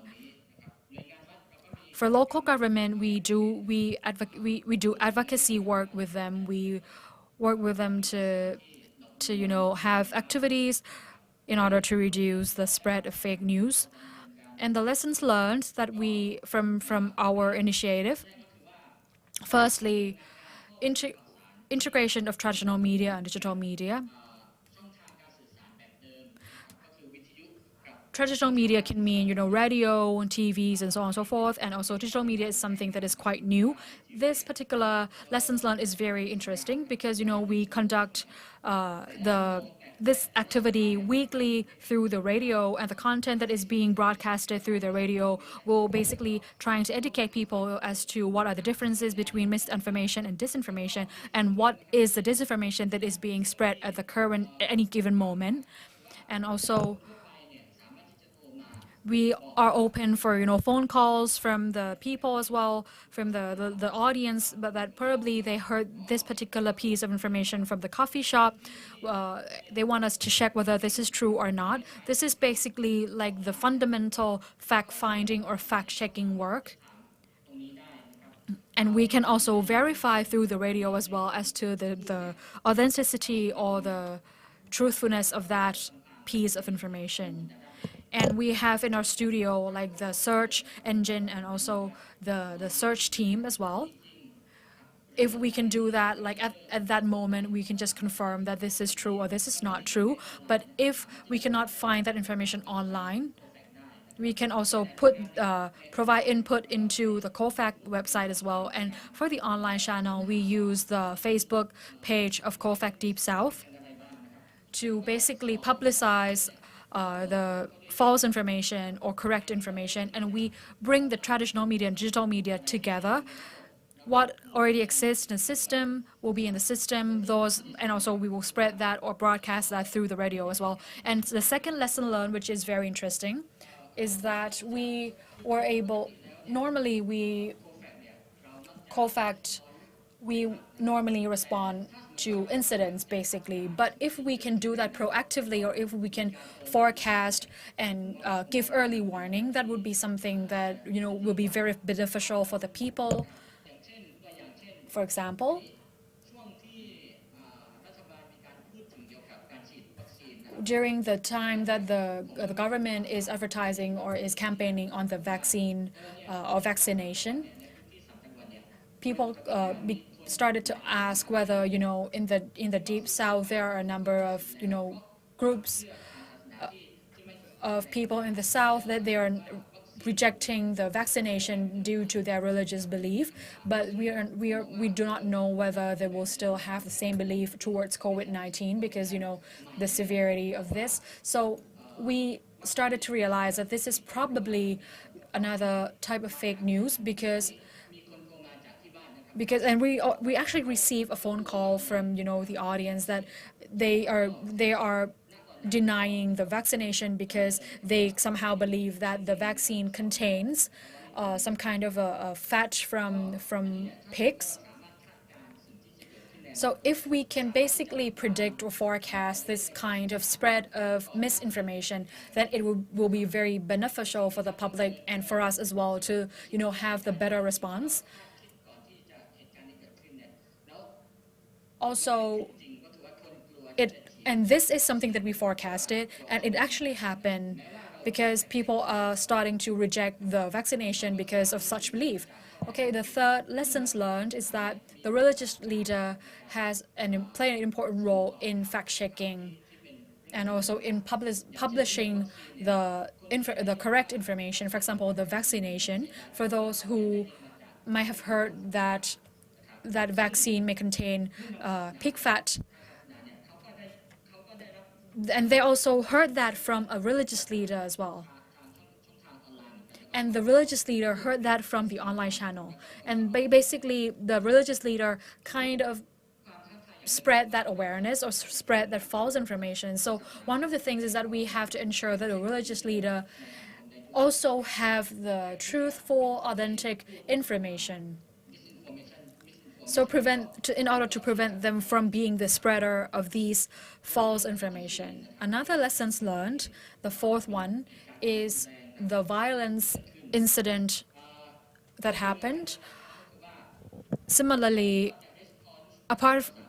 aside from responding, we can also forecast and issue early warning. For example, the car theft that has been committed to to cause violence in the South, but the early warning system for us is not really, active at the moment. So we were not able to basically raise awareness among the people. But at the time there is a CCTV footage about this car theft and that it may be used to cause violence or to cause incidents in the south. At the time, we were not able to check this particular whether this is true or not. But if we have the early warning system, the early warning may be issued and this incident may be prevented. Also, the inside information can be used as the early warning for the people as well.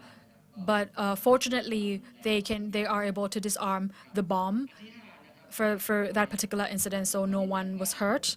And the 5 lesson that we learned is that yes, everyone can be a fact checker, because these 2 members of our team are the ones who conduct the fact checking activities every day.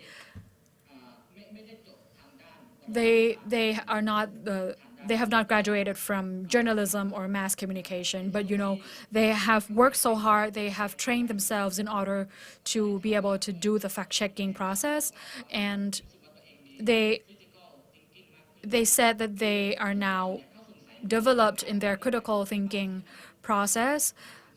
And also, originally they may come across some news stories and they might have believed that like 100%, but after working in fact-checking, after working as a fact checker for a moment, they started to have this critical thinking skew, and then they started to be skeptic and more careful in spreading information. Thank you so much. So thank you very much, Mr. Maroof, and you were perfect with your timekeeping, and also the lessons learned is very interesting as well. And it's very interesting that you conduct both offline and online attempts, and not only for fact-checking and also for the purpose of issuing early warning as well. That is something that very interesting as well. So if we have time, we will come back to you. I think that there are questions and also probably information that you would like they would like to exchange with you. So I would like to go to the next panelist from Pattani. Pattani is one of the 3 southernmost provinces, southernmost provinces of Thailand, and also is considered the area of violence. So moving on to the northeastern part of Thailand, Isan COFACT was funded by the Thai Media Fund as well, and Isan COFACT has started probably about the same time with the Deep South COFACT. And so they have been working during the same period. So please, Kun Kamon, could you share how many months you have worked on this, and also the challenges or lesson learned that you have learned from this? Please, Kun Kamon. Thank you very much, Ajahn Erjit. I will try to make use of my 12 minutes. My name is Kamon Homgrin from Isan COFACT. I just started in October last year, and we have been working with 7 education institutes and also 3 news agencies. And we're also working in the local area. So we have Masahasaram University, Ubon Rashtani University, Kalasin University, Ratchapat Srisaket, and Ratchapat Khonken. And we also working with Ratchapat Sakonnakhon University. And we also have 3 networks working in the media. So สื่อศิลปะวัฒนธรรม arts and culture, and also security press, and also another news agency. So we are working together to drive forward the initiative against fake news. But we have to say that it's just the start of our initiative in Isan, because in Isan area or northeastern area, there have been a lot of rumors, a lot of false news and belief, and there are a lot of those circulating in the society. So, but in the past, they don't have the local people do not know where to check the information. So they have heard a lot of information, and then they didn't know where to check the fact, whether it is an accurate information. So there have been like news on like widow ghosts or on like some kind of superstitious belief. So there have been a lot of strange beliefs through different means. So what we are trying to do here is to try to recruit as many people as possible to be able to access to different communities. So the first thing that we would like to do is that we have done also to create awareness what to do when we have heard information that we're not so sure whether it is accurate or not.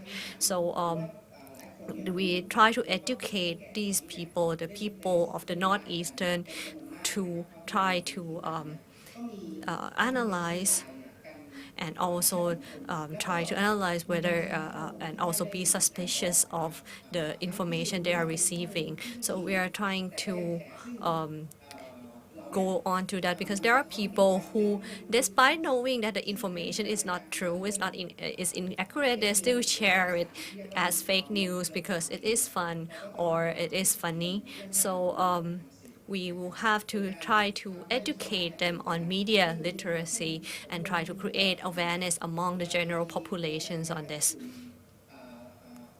So we're also working with the environmental conservation group in Udon Thani.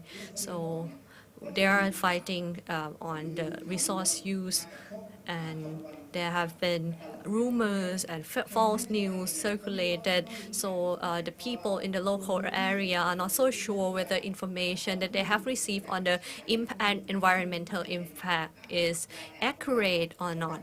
So we have introduced them on the way how to check the information, for example, through the line application, through the line at COFACT, and also also educate them on analyzing the source of information, whether the source is trustworthy or not.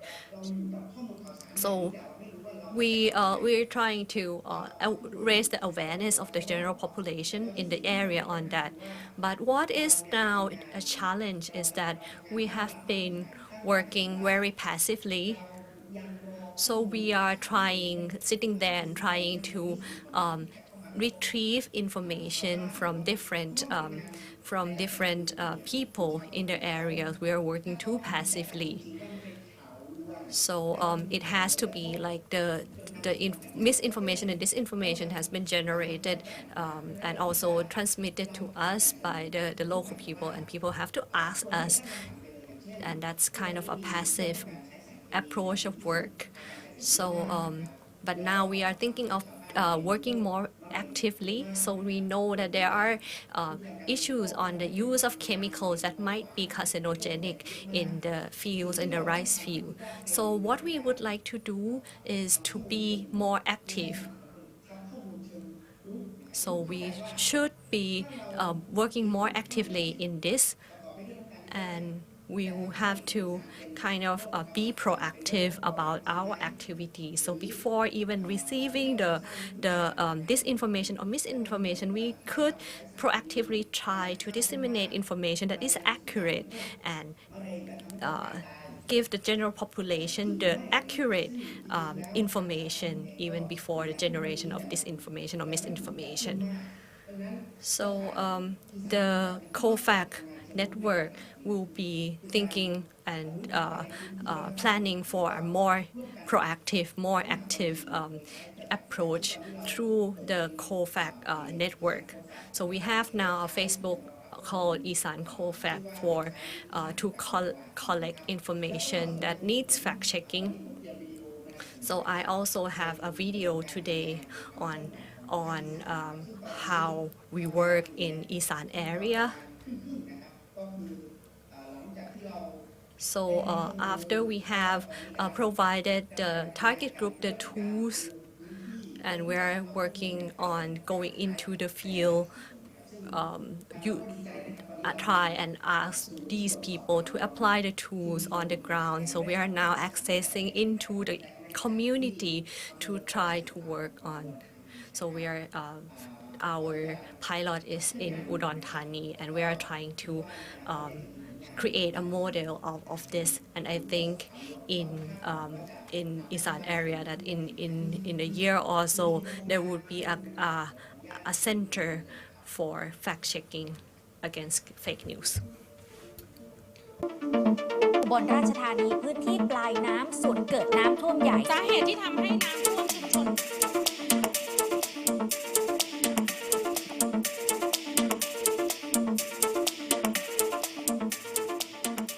เพราะสังคมที่เราอยู่ The community that we are living in now is the community driven by news and information, and at the local level as well, they're receiving information all the time, so it's like an urgent need for us to work on this to manage the spread of information as seriously as possible, because first of all we need to raise the awareness. We need to ensure that the people know that all those happen, fake news, sending banners that are cannot be verified, or that the origins are unknown.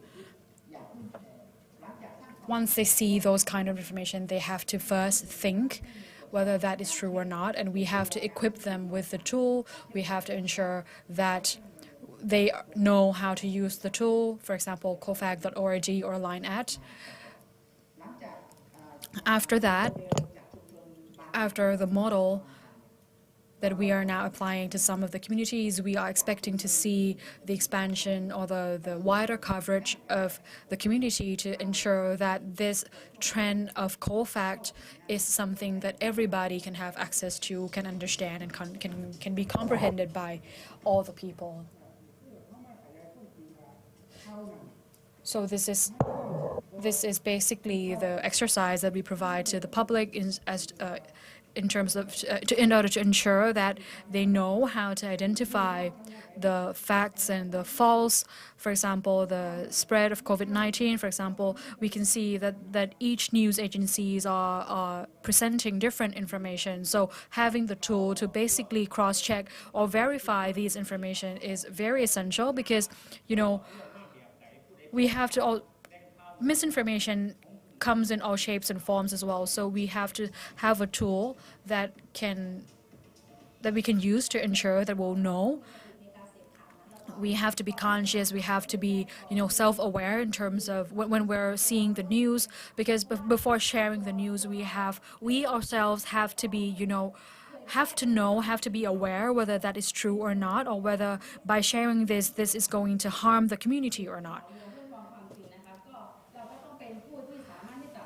We have to be the one who have the skills to basically cross-check, verify, and identify whether any particular piece of information is fake news or misinformation or not. Because as a member of the youth and as the leader, one of the leaders in COFACT as well, we have to ensure that all the news that are shared are authentic, are true, and that is one of the skills as the journalist, for us to practice that skill as well. In order to be fact checker, first of all, I think we need to work as a group or as a network. And what I emphasize is that we could not be fact checker only by ourselves. But being fact checker, or when you want to check whether something is true or not, you have to work as a network. You have to ensure, because you need comprehensive information from those of the members in the network. So you cannot work alone.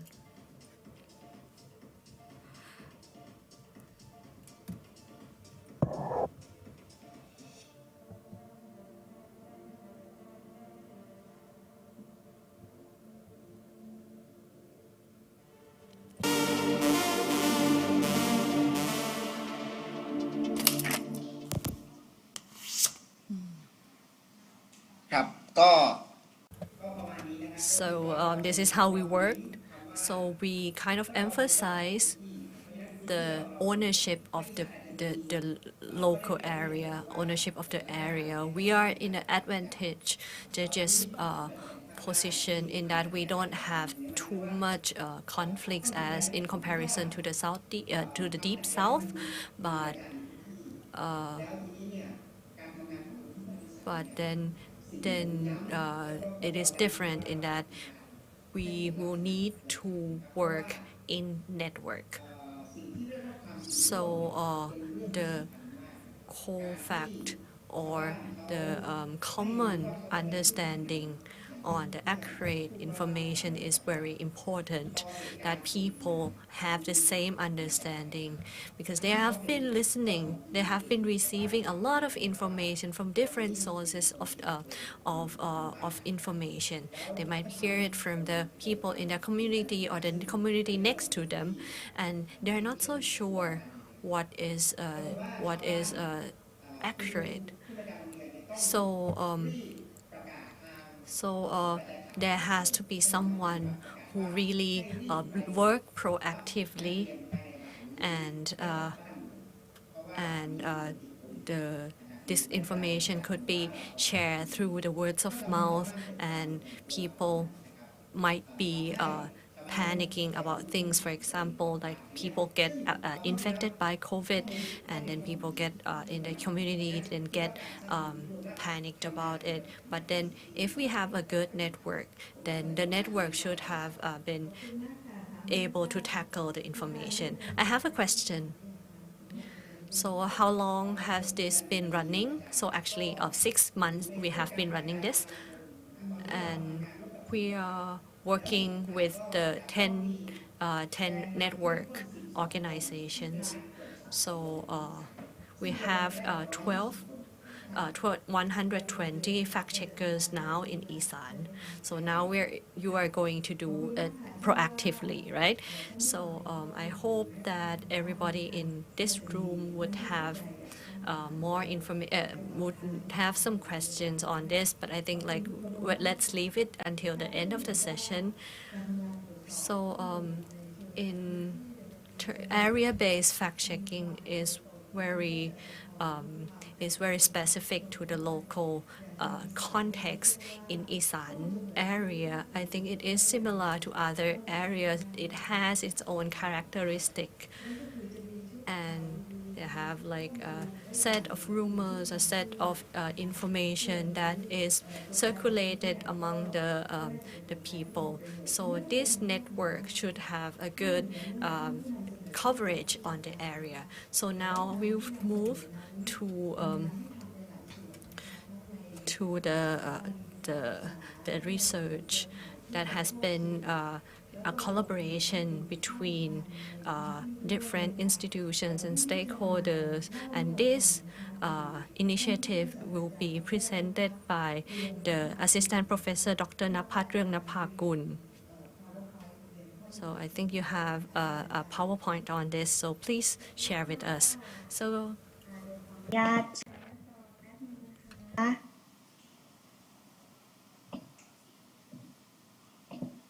ค่ะ ทุกท่านเห็นหน้า So everybody can see my screen.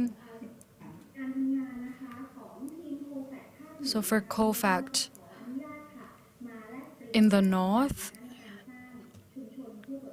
I would like to take this opportunity to basically share with you the information on establishment of the Northern COFACT. We have been working almost a year now with the Central COFACT, and our work in the local area covers a number of target groups, and we have the methods that are appropriate for each group as well. For students, we provide them with lectures, with talks, with trainings as well, workshops, through a number of activities, and also we provide them with assignments, for example, research, and also we create participation among the students to see what are the topics of their interest and how they conduct the research of further or deeper information. The second group is the radio and TV consumers. Even though I may be based in the north, I work with other regions as well. For example, today in the evening, I will be going to the south in order to work with them in relation to fact-checking. For the radio and TV consumers, we encourage participation. Last year, we also take the lessons learned from last year as well to see what needs to be done further. Also, we encourage sharing and training upskill and reskill as well, because our network, we have so many groups of people joining our networks. For example, in the north of Thailand, there may be a number of people from a number of ethnic groups, and so on and so forth. In the east, we may have LGBTQ+, and in the south, we will have the people from a number of religions who are joining us. So this is the attempt or the effort to basically provide them with the topics of their interest. And also we work with migrant workers as well. We want to share what they have encountered in their as the migrant workers in Thailand. Also, we do fact-checking with them as well, and we try to enhance their communication skills.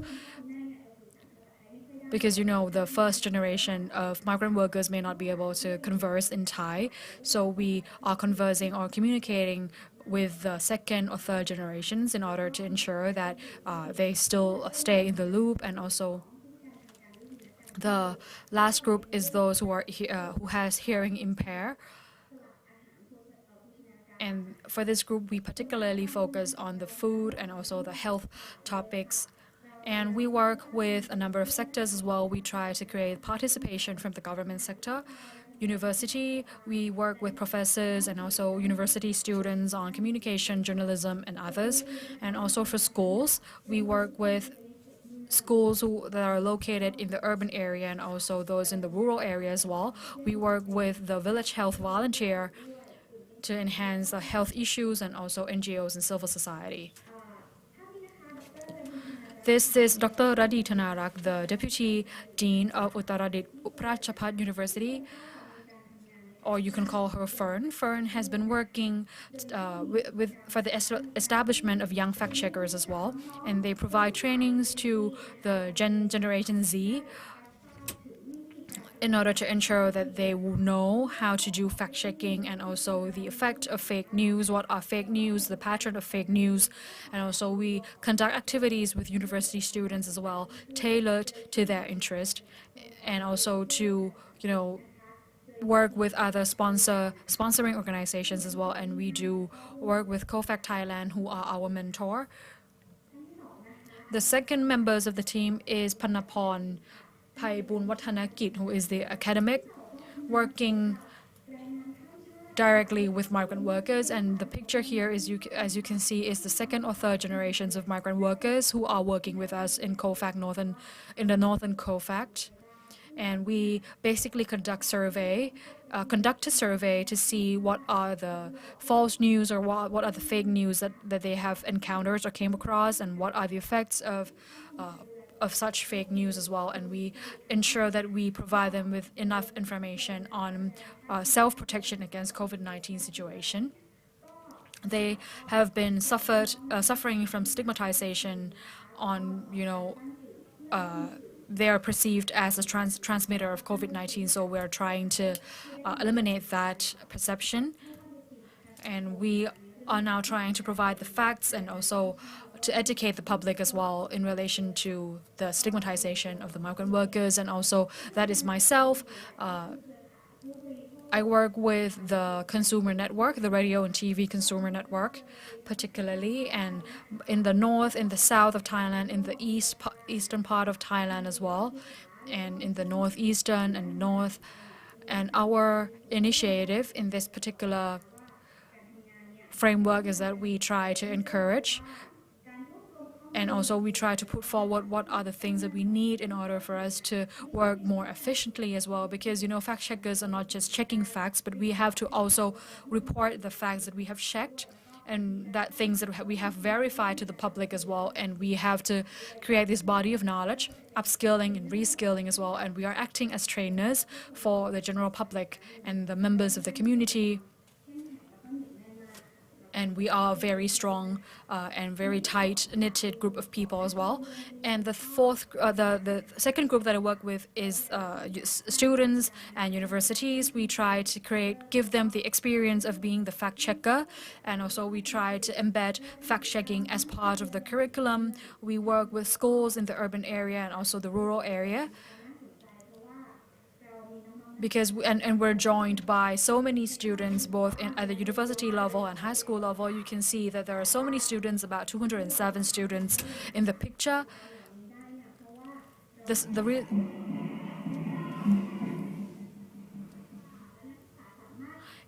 But through this activity, they are able to learn and also to further the activities, and they can stay engaged throughout the day. And we have embedded or applied the key takeaways that we work with a psychologist in relation to fact-checking and into the activities that we conducted with these students. You can see that there are 40 students that are working with us in particular project. We try to incorporate the fake news topic into the curriculum to emphasize the importance as to why we need to do fact-checking, what are deepfakes, what are the AI fake news, and because these students, they are active users of social media, and fake news is something that is very close to their everyday life, so we need to ensure that they know the importance. For example, this little girl is saying that fake news are everywhere. If we know better, we can protect ourselves, for example. The girl that you can see a moment ago is the student in one of the schools that we worked with to create this network of fact checkers, and we held just only half a day of activity, but what she said earlier very hit the target as to the objective of our work in relation to creating this team of fact checkers. And also, apart from these activities, the Northern COFACT also collaborate with a number of other agencies to create this media for COFACT Thailand and Northern COFACT as well. We integrated our work among ourselves. So COFACT Thailand, we are now doing activities with Ratchapat Uttaradit University. So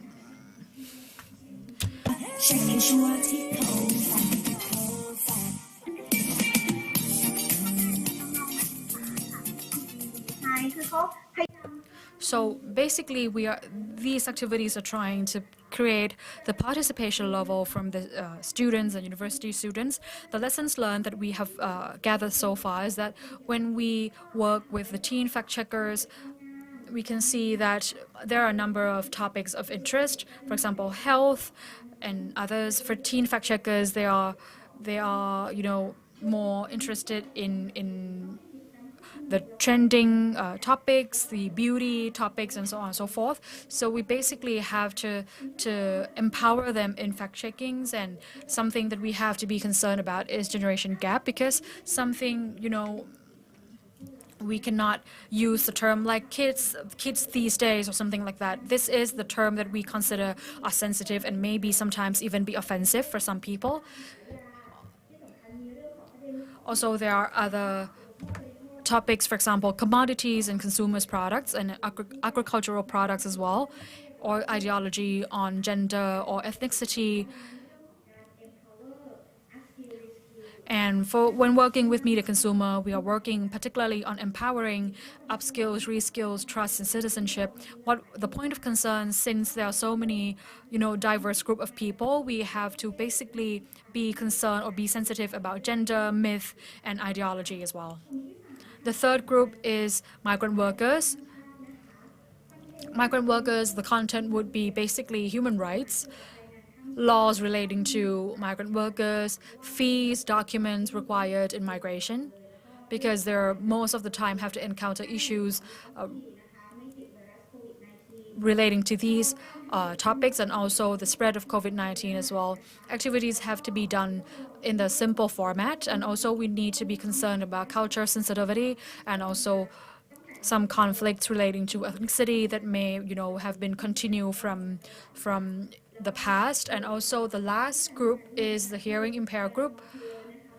This is something that we flag as more to learn, because we have just started working with them very recently.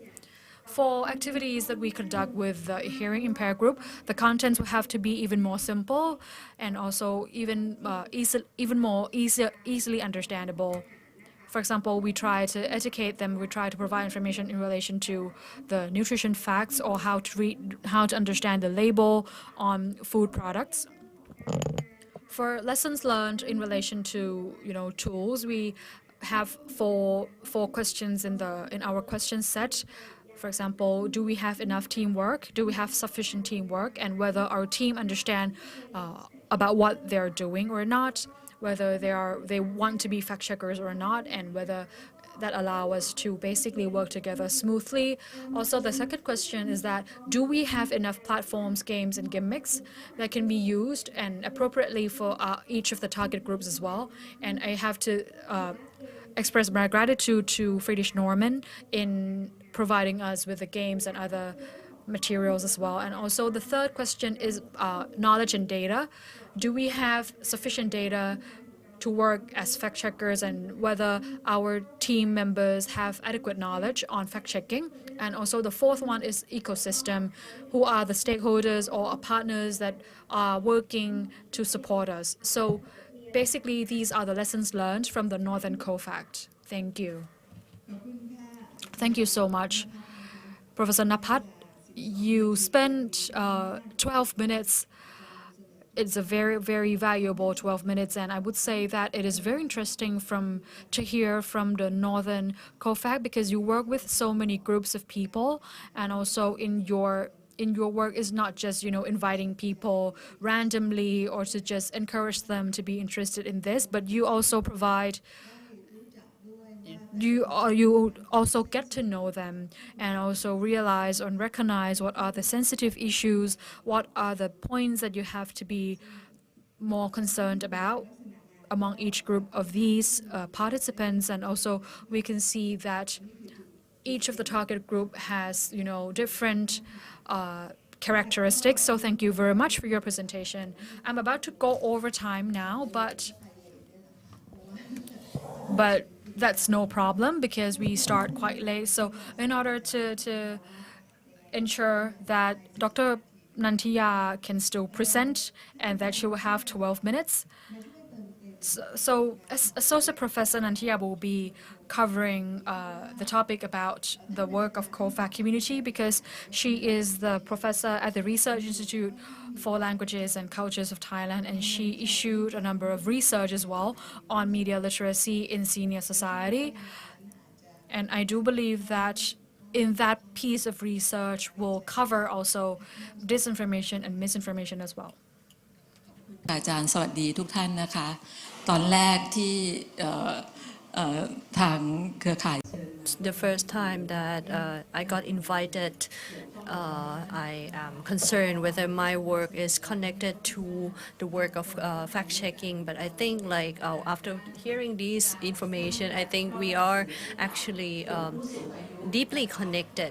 So media literacy among elderly people, we have been working for 3 or 4 projects on this, and it has been consecutively implemented for around 10 years. So on media literacy for elderly people, a lot of people might have acknowledged this already, that it is very important because we have started early on before COVID-19 comes in. So before that, the trend of the elderly people in receiving information were TV and also and why the digital media has been less interested by the elderly people. So if we look at the people in the provinces, the elderly people did not have smartphones. But when COVID struck, and nowadays it changes. So last month I was working on this, and we could already observe that there has been a change in information receiving how the elderly people receive the information. So I was working in Yasothon and Krabi and another province. I was trying to, we did try to survey how they consume media. The online media has been voted as very high. So that means the elderly people are now consuming a lot of online media instead of the original ones such as the TV or radio.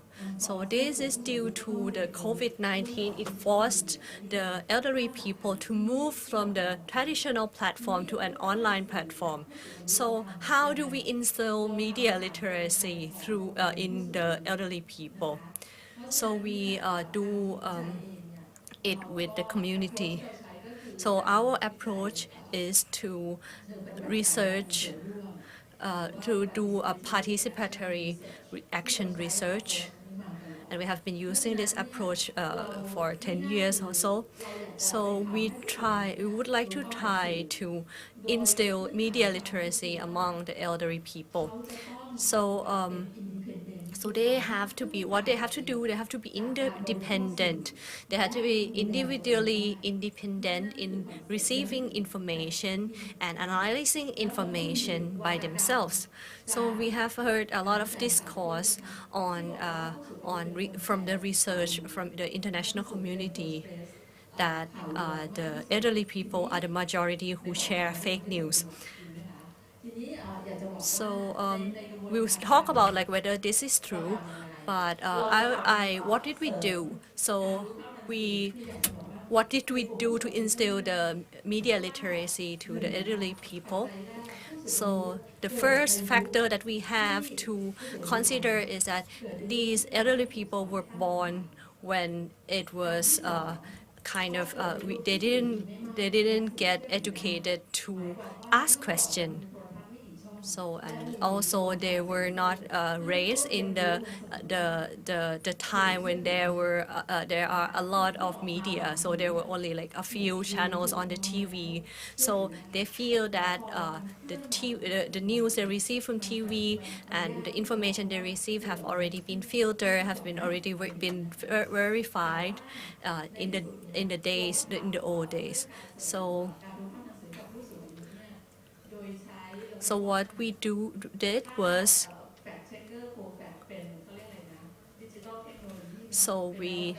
the COFACT fact-checking technology of COFACT is something we call cultural innovation.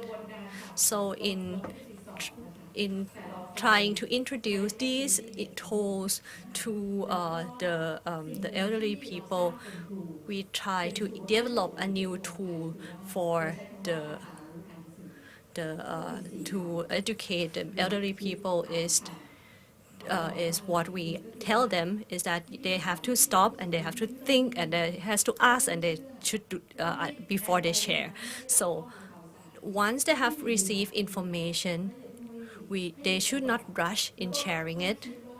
They should consider it first and try to judge whether it is accurate or whether it is factual, whether it is important to share, necessary to share, and then if they don't know, then they should try to find information on this, like where is the source of information. They should ask the people around them whether this is accurate.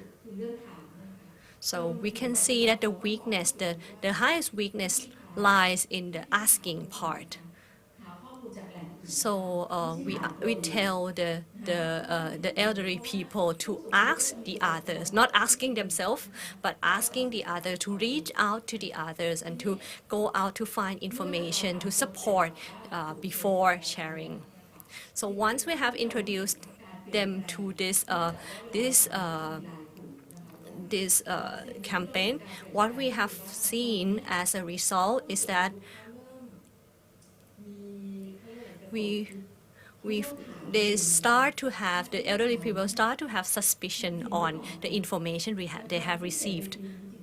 So we can actually like clearly spot that, and we see the behavioral change clearly, that the elderly people start to ask questions.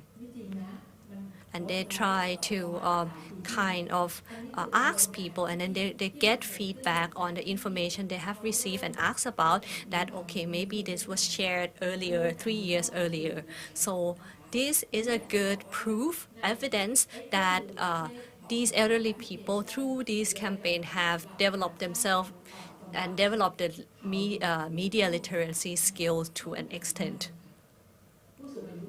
So these media literacy skills is something that is necessary for all elderly people.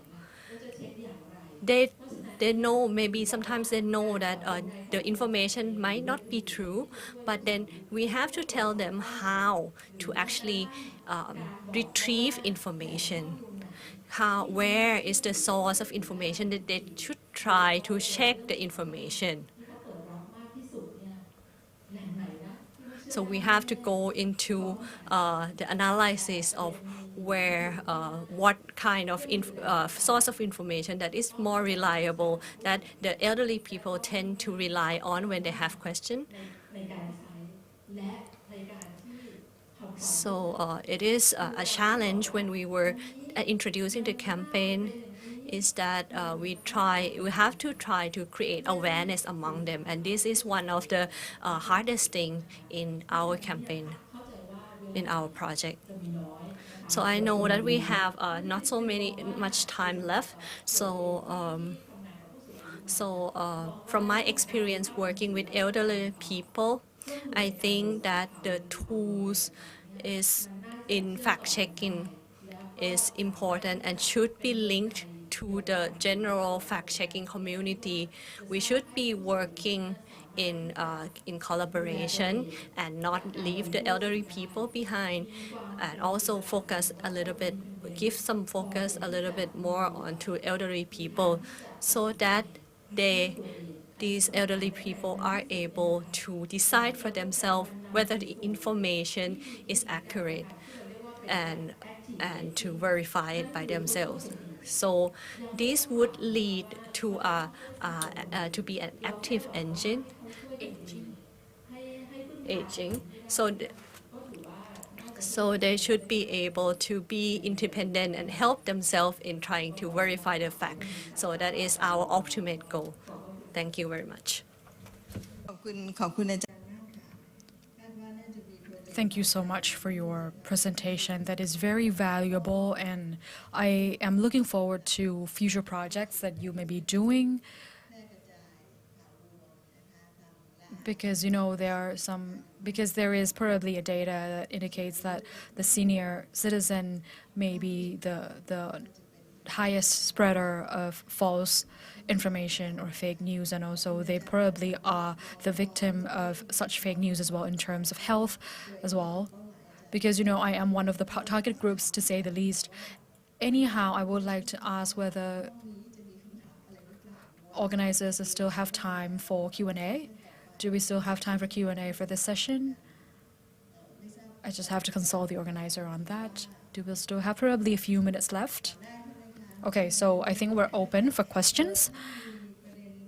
So is there any comments or questions that the floor or the audience would like to ask the panelists, whether it's Kun Maruf, Kun Kamon, or Dr. Napat, or Dr. Nantiya?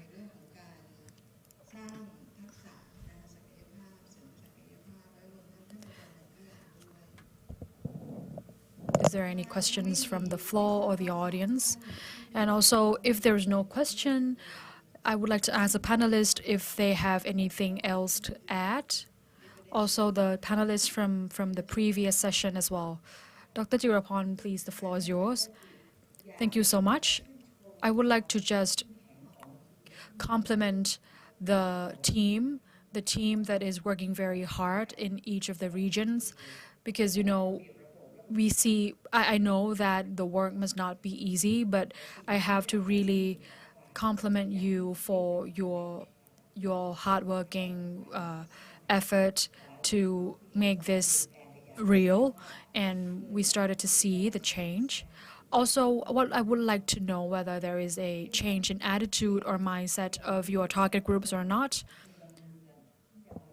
because if if you're working with students, for example, they are going to be the future fact checkers in our community. So I just want to know whether you can evaluate the potential for these students or for these target groups to be the fact checkers in the future. So this is a very interesting proposal and also interesting question as well, because the youth and the children are also parts of a number of COFACT initiative all over the world. So the proposal from Dr. Jirapon is something that I think Kun Supinya, if it's possible for the local networks to basically come together to discuss their lessons learned and see whether it is possible to expand the coverage to even more area. How should we do that? So I think that is probably the best we can do given the time constraint, and I would have to basically, encourage and also compliment each of you who joined us on this panel. And thank you so much, Mr. Maroof from the south, Kun Kamon from the northeast part of Thailand, and also Professor Napat and Professor Nantiya, Professor Napat from the north, and also Professor Nantiya, who are joining us physically. Thank you so much.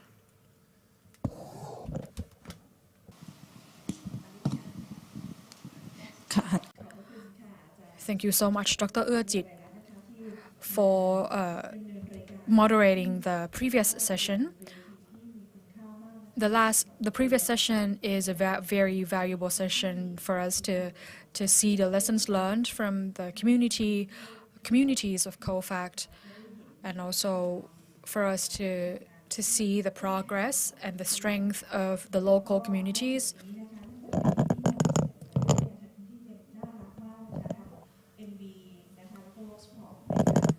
Also, I will have to thank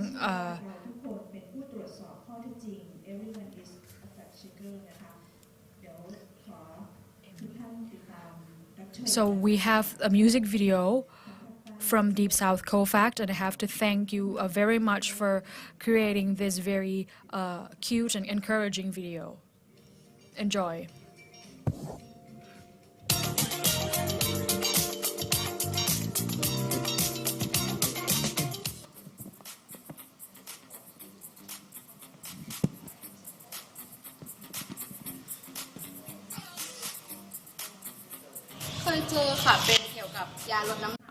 So I came across the fake news about diet pills, exaggerated advertisements, and also probably some damage to reputation, or fake news about dead or actors, for example.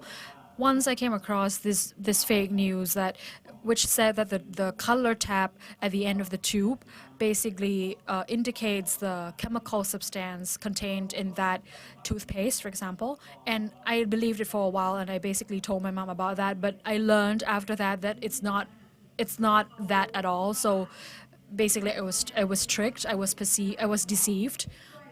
Also, I came across the news about a dietary supplement that can basically give you a nose job. So the reason why we have to check the fake news is that we have to try to avoid being misinformed, and we have to be aware of that and be able to tackle it. So we have to check fake news because we should avoid misunderstanding, and we should get more information accurately. So without fake news, so we should not be scammed on that, because we know what is accurate, so we don't trust wrong people. So that we can introduce more security into our lives. So if we share wrongly, then the impact might be too much than we can afford. So we might need to think first of whether a product is being truthful with us. So sometimes we get fake news, and then we should be able to check the fact. So we should be checking the fact and help each other in checking the fact. So we should be sharing also the fact that we have verified together, so that we as a community understand that have the accurate information. So So we can get from the we should get accurate information from trustworthy sources. So we should learn from each other and also help each other in analyzing news and information. So we should try to find information from trustworthy source, and then we have to trace back the source of the news.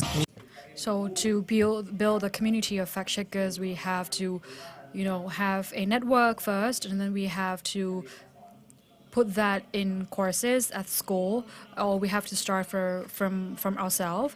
For example, we need to conduct research, we have to dig deeper to get information. If we are sure about the information, then we can spread that information to others. If it starts from us, then it will go on and on, and I believe that everybody can do it.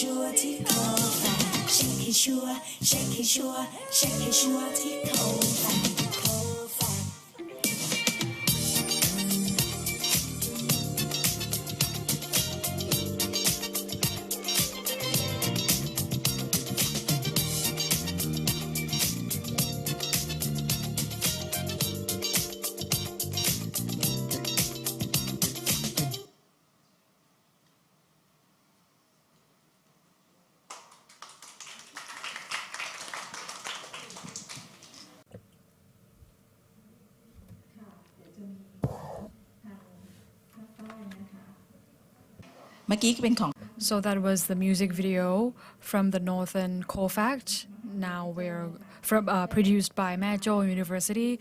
Professor Napat, who just joined us a minute ago. She is the producer of the two clips, and also we have another one from the Deep South COFACT as well. Now we're at the Prince Songklan Nakarin University.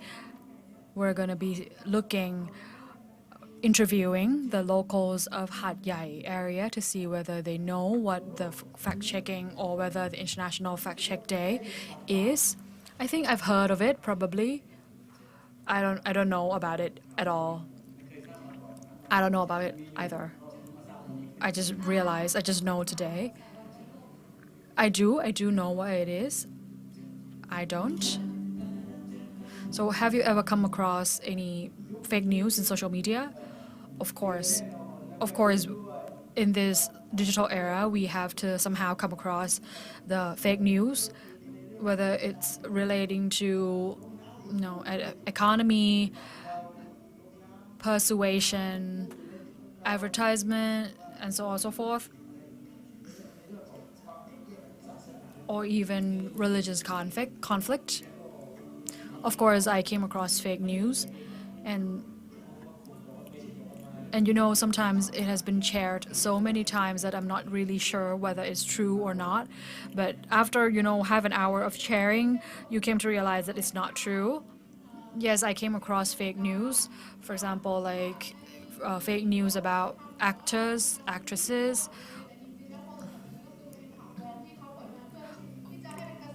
or sometimes it's just damaging reputation of actors. We have to be the ones who do the fact check. We have to create this network. We have to ensure that, through the religion's perspective, it is our direct responsibility to basically cross-check everything. The truth is permanent. Truth is permanent. Truth never dies. So we basically have to ensure that probably, the truth may be buried somewhere. It has not been uncovered, but the truth is the truth. So before criticizing, before sharing, before spreading the news, we have to be sure that it is the truth. So what is the core of fact-checking?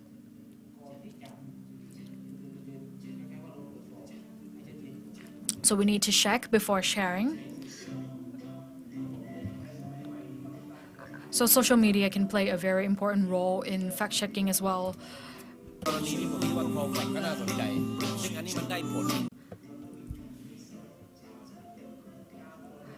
We need to have like a group of people, a network of people who can do the fact-checking. Otherwise, we will not be able to end the cycle, to eliminate the cycle of fake news. So what would you like to tell those who are, users of social media? You have to be vigilant. You have to be conscious about what you're seeing, what you're reading. Using social media recklessly or using social media without awareness can lead to harm.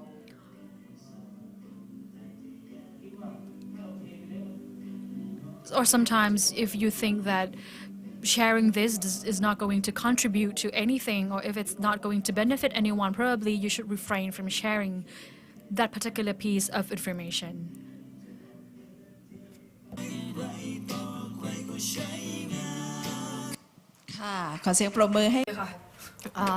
So please give a hand to the team, the Deep South COFACT and the Major University team that have developed such a online campaigning materials. So the three teams are really empowered in trying to advocate for fact-checking. So we are now approaching the last session, so that will be broadcasted through Facebook Live. It is our closing of this event. So we have been spending a lot of time together today, and I would like to invite Venerable Napan Santipatto, Chairperson of the Board, Institute of Buddhist Management for Happiness and Peace Foundation, to deliver the closing remarks.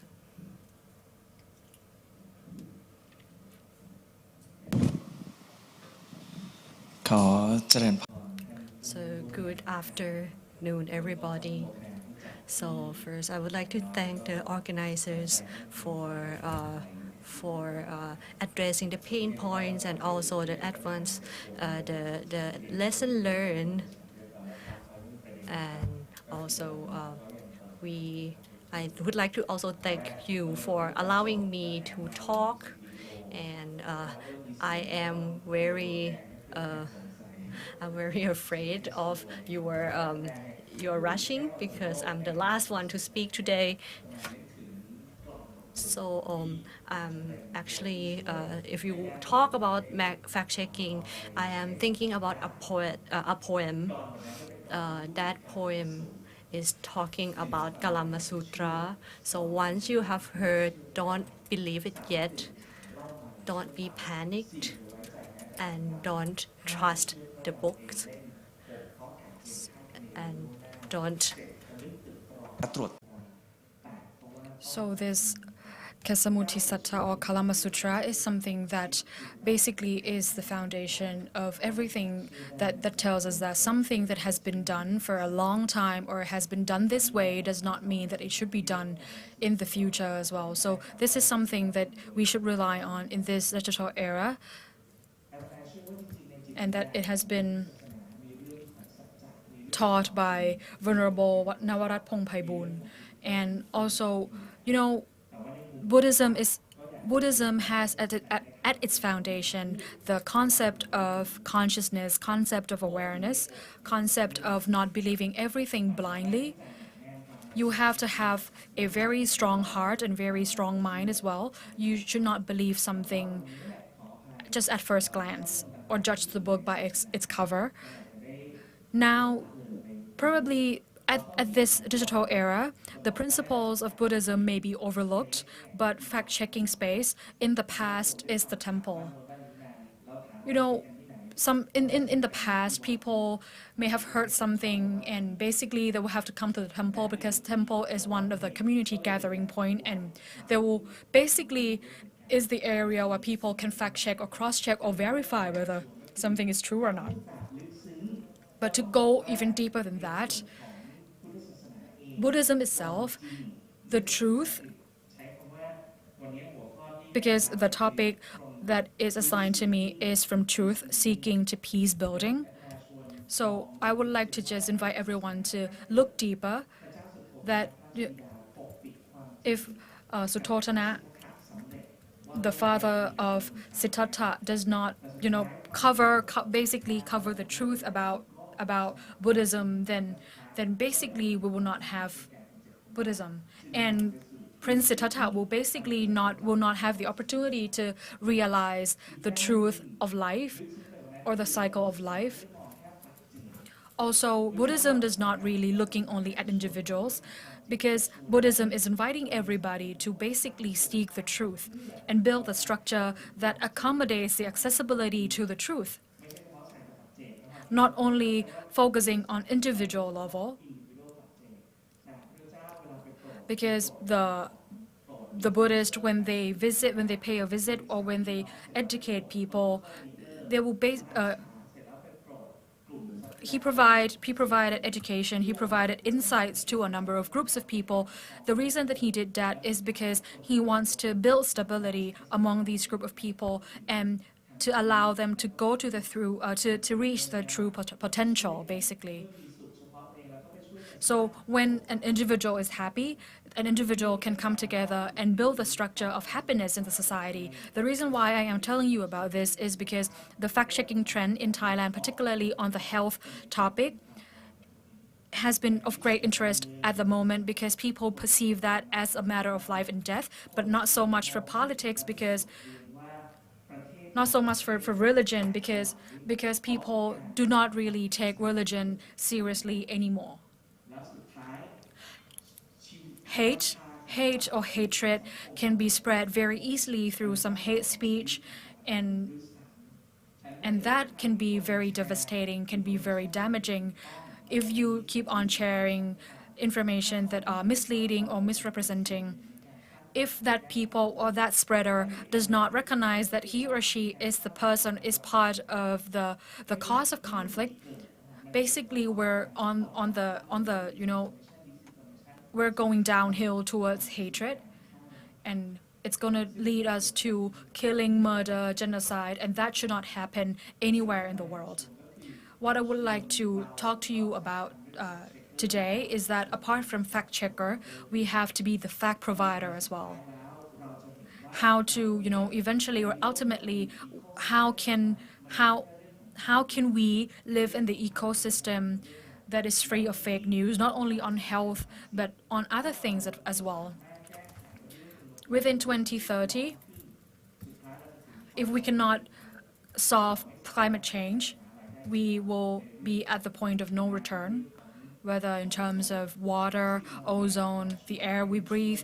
These things are important because if everyone is the fact checker, then everyone should be able to segregate waste. And if you can segregate waste, you can see the effect that it has on you and on the community as well. Only for Kun Supinya today and also COFACT for inviting me to come here. You know, I spent my time here for almost 8 hours, but when the invitation came, I read it it took just about a minute. So basically, everything that you do affect your thinking process and affect the thought and thinking process of others as well. I am confident that, you know, all of us here today and those who are in the senior society and the youth, in terms of the religion, for example, religious leader, it may be different in the south, it may be different in the north, but for me, the religious is the social capital that the more you spend it, the more the society can be more prosperous. If you're not regarding religion, if you're overlooking religion, sometimes religious leader can be the spreader of false information. You have to involve religion into the equation as well. Lastly, everything that I have said so far, even though I may be touching only the surface or the overview, but, you know, we have to start small, act now. We may think about something that is very close to home, but you don't have to think about something that is, you know, bigger than yourself or very hard to do because you will not be able to do it. Start from something small, but you have to start doing it now. You start by adding the official line account of COFACT or going onto the COFACT website. Since today is International Fact-Checking Day, I would like to invite you to do the internal fact-checking. Do the fact-checking internally inside your mind, inside your body. Those of you who are here with us and those of you who are joining virtually, after everything that you've heard so far in this conference, what are the facts in your heart? Do you see what you are going to do in the future? And do not stop. Do not stop thinking about it, because all the facts that arise from everything that you've heard today will become data, and that will drive the world. So whatever it is that you realize or you recognize from this meeting, from this conference, put that in a dialogue and work on it.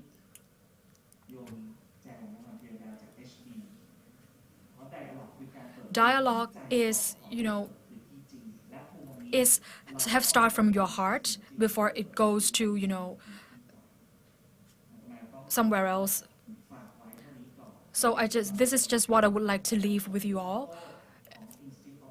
And I would like to just leave you with the motto of IBHAP, peace in your heart starts in your hands. So before going to check the facts anywhere else, check the facts in your heart, and then everybody can truly be the fact checker. And please start acting on it. Thank you. Thank you so much, the organizers, especially Kun Tangmo, and I also would like to say goodbye to all of you. So I am now trying to encourage the Buddhism and SDG, or the Sustainable Development Goals. And this show will be broadcasted at 11 o'clock every day. So on Sunday, Saturdays and Sundays. So please go check it out. Thank you. So that was another one from the religious side of our network, and we did try to analyze ourselves. So I would like to invite Kun Thirada Supapong, Thailand representative for Center of Humanitarian Dialogue. So thank you for everybody for staying so long and then until the end. So I would like to continue from Reverend Napan,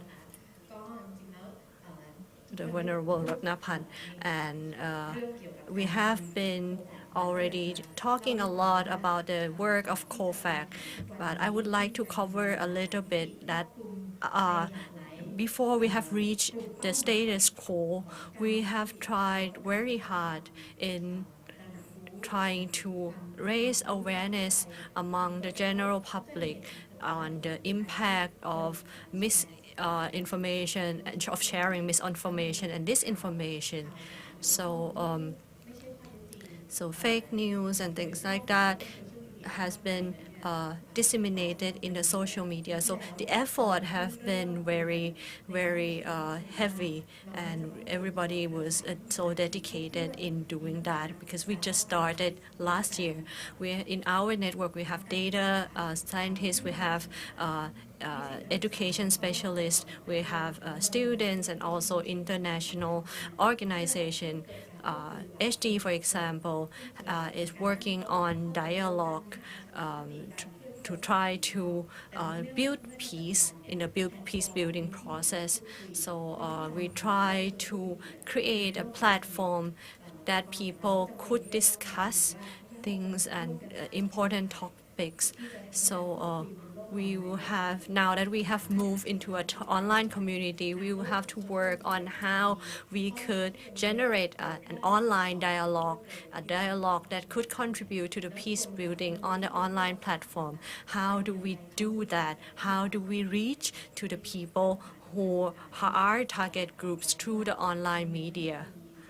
So how could we induce people to be suspicious and to be conscious of what they are going to do and what they are sharing. So today I will be the one who is responsible for closing the event. So I would like to ask everybody in the studio to clap, to give a hand to the network and to the organizers who are present today and have been working hard. Thank you very much, Ka.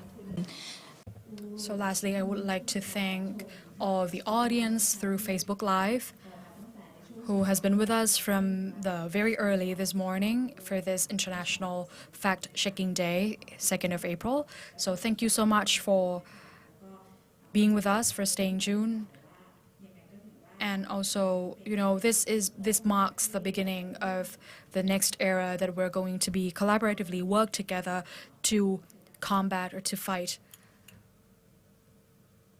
and to do fact-checking. Thank you so much.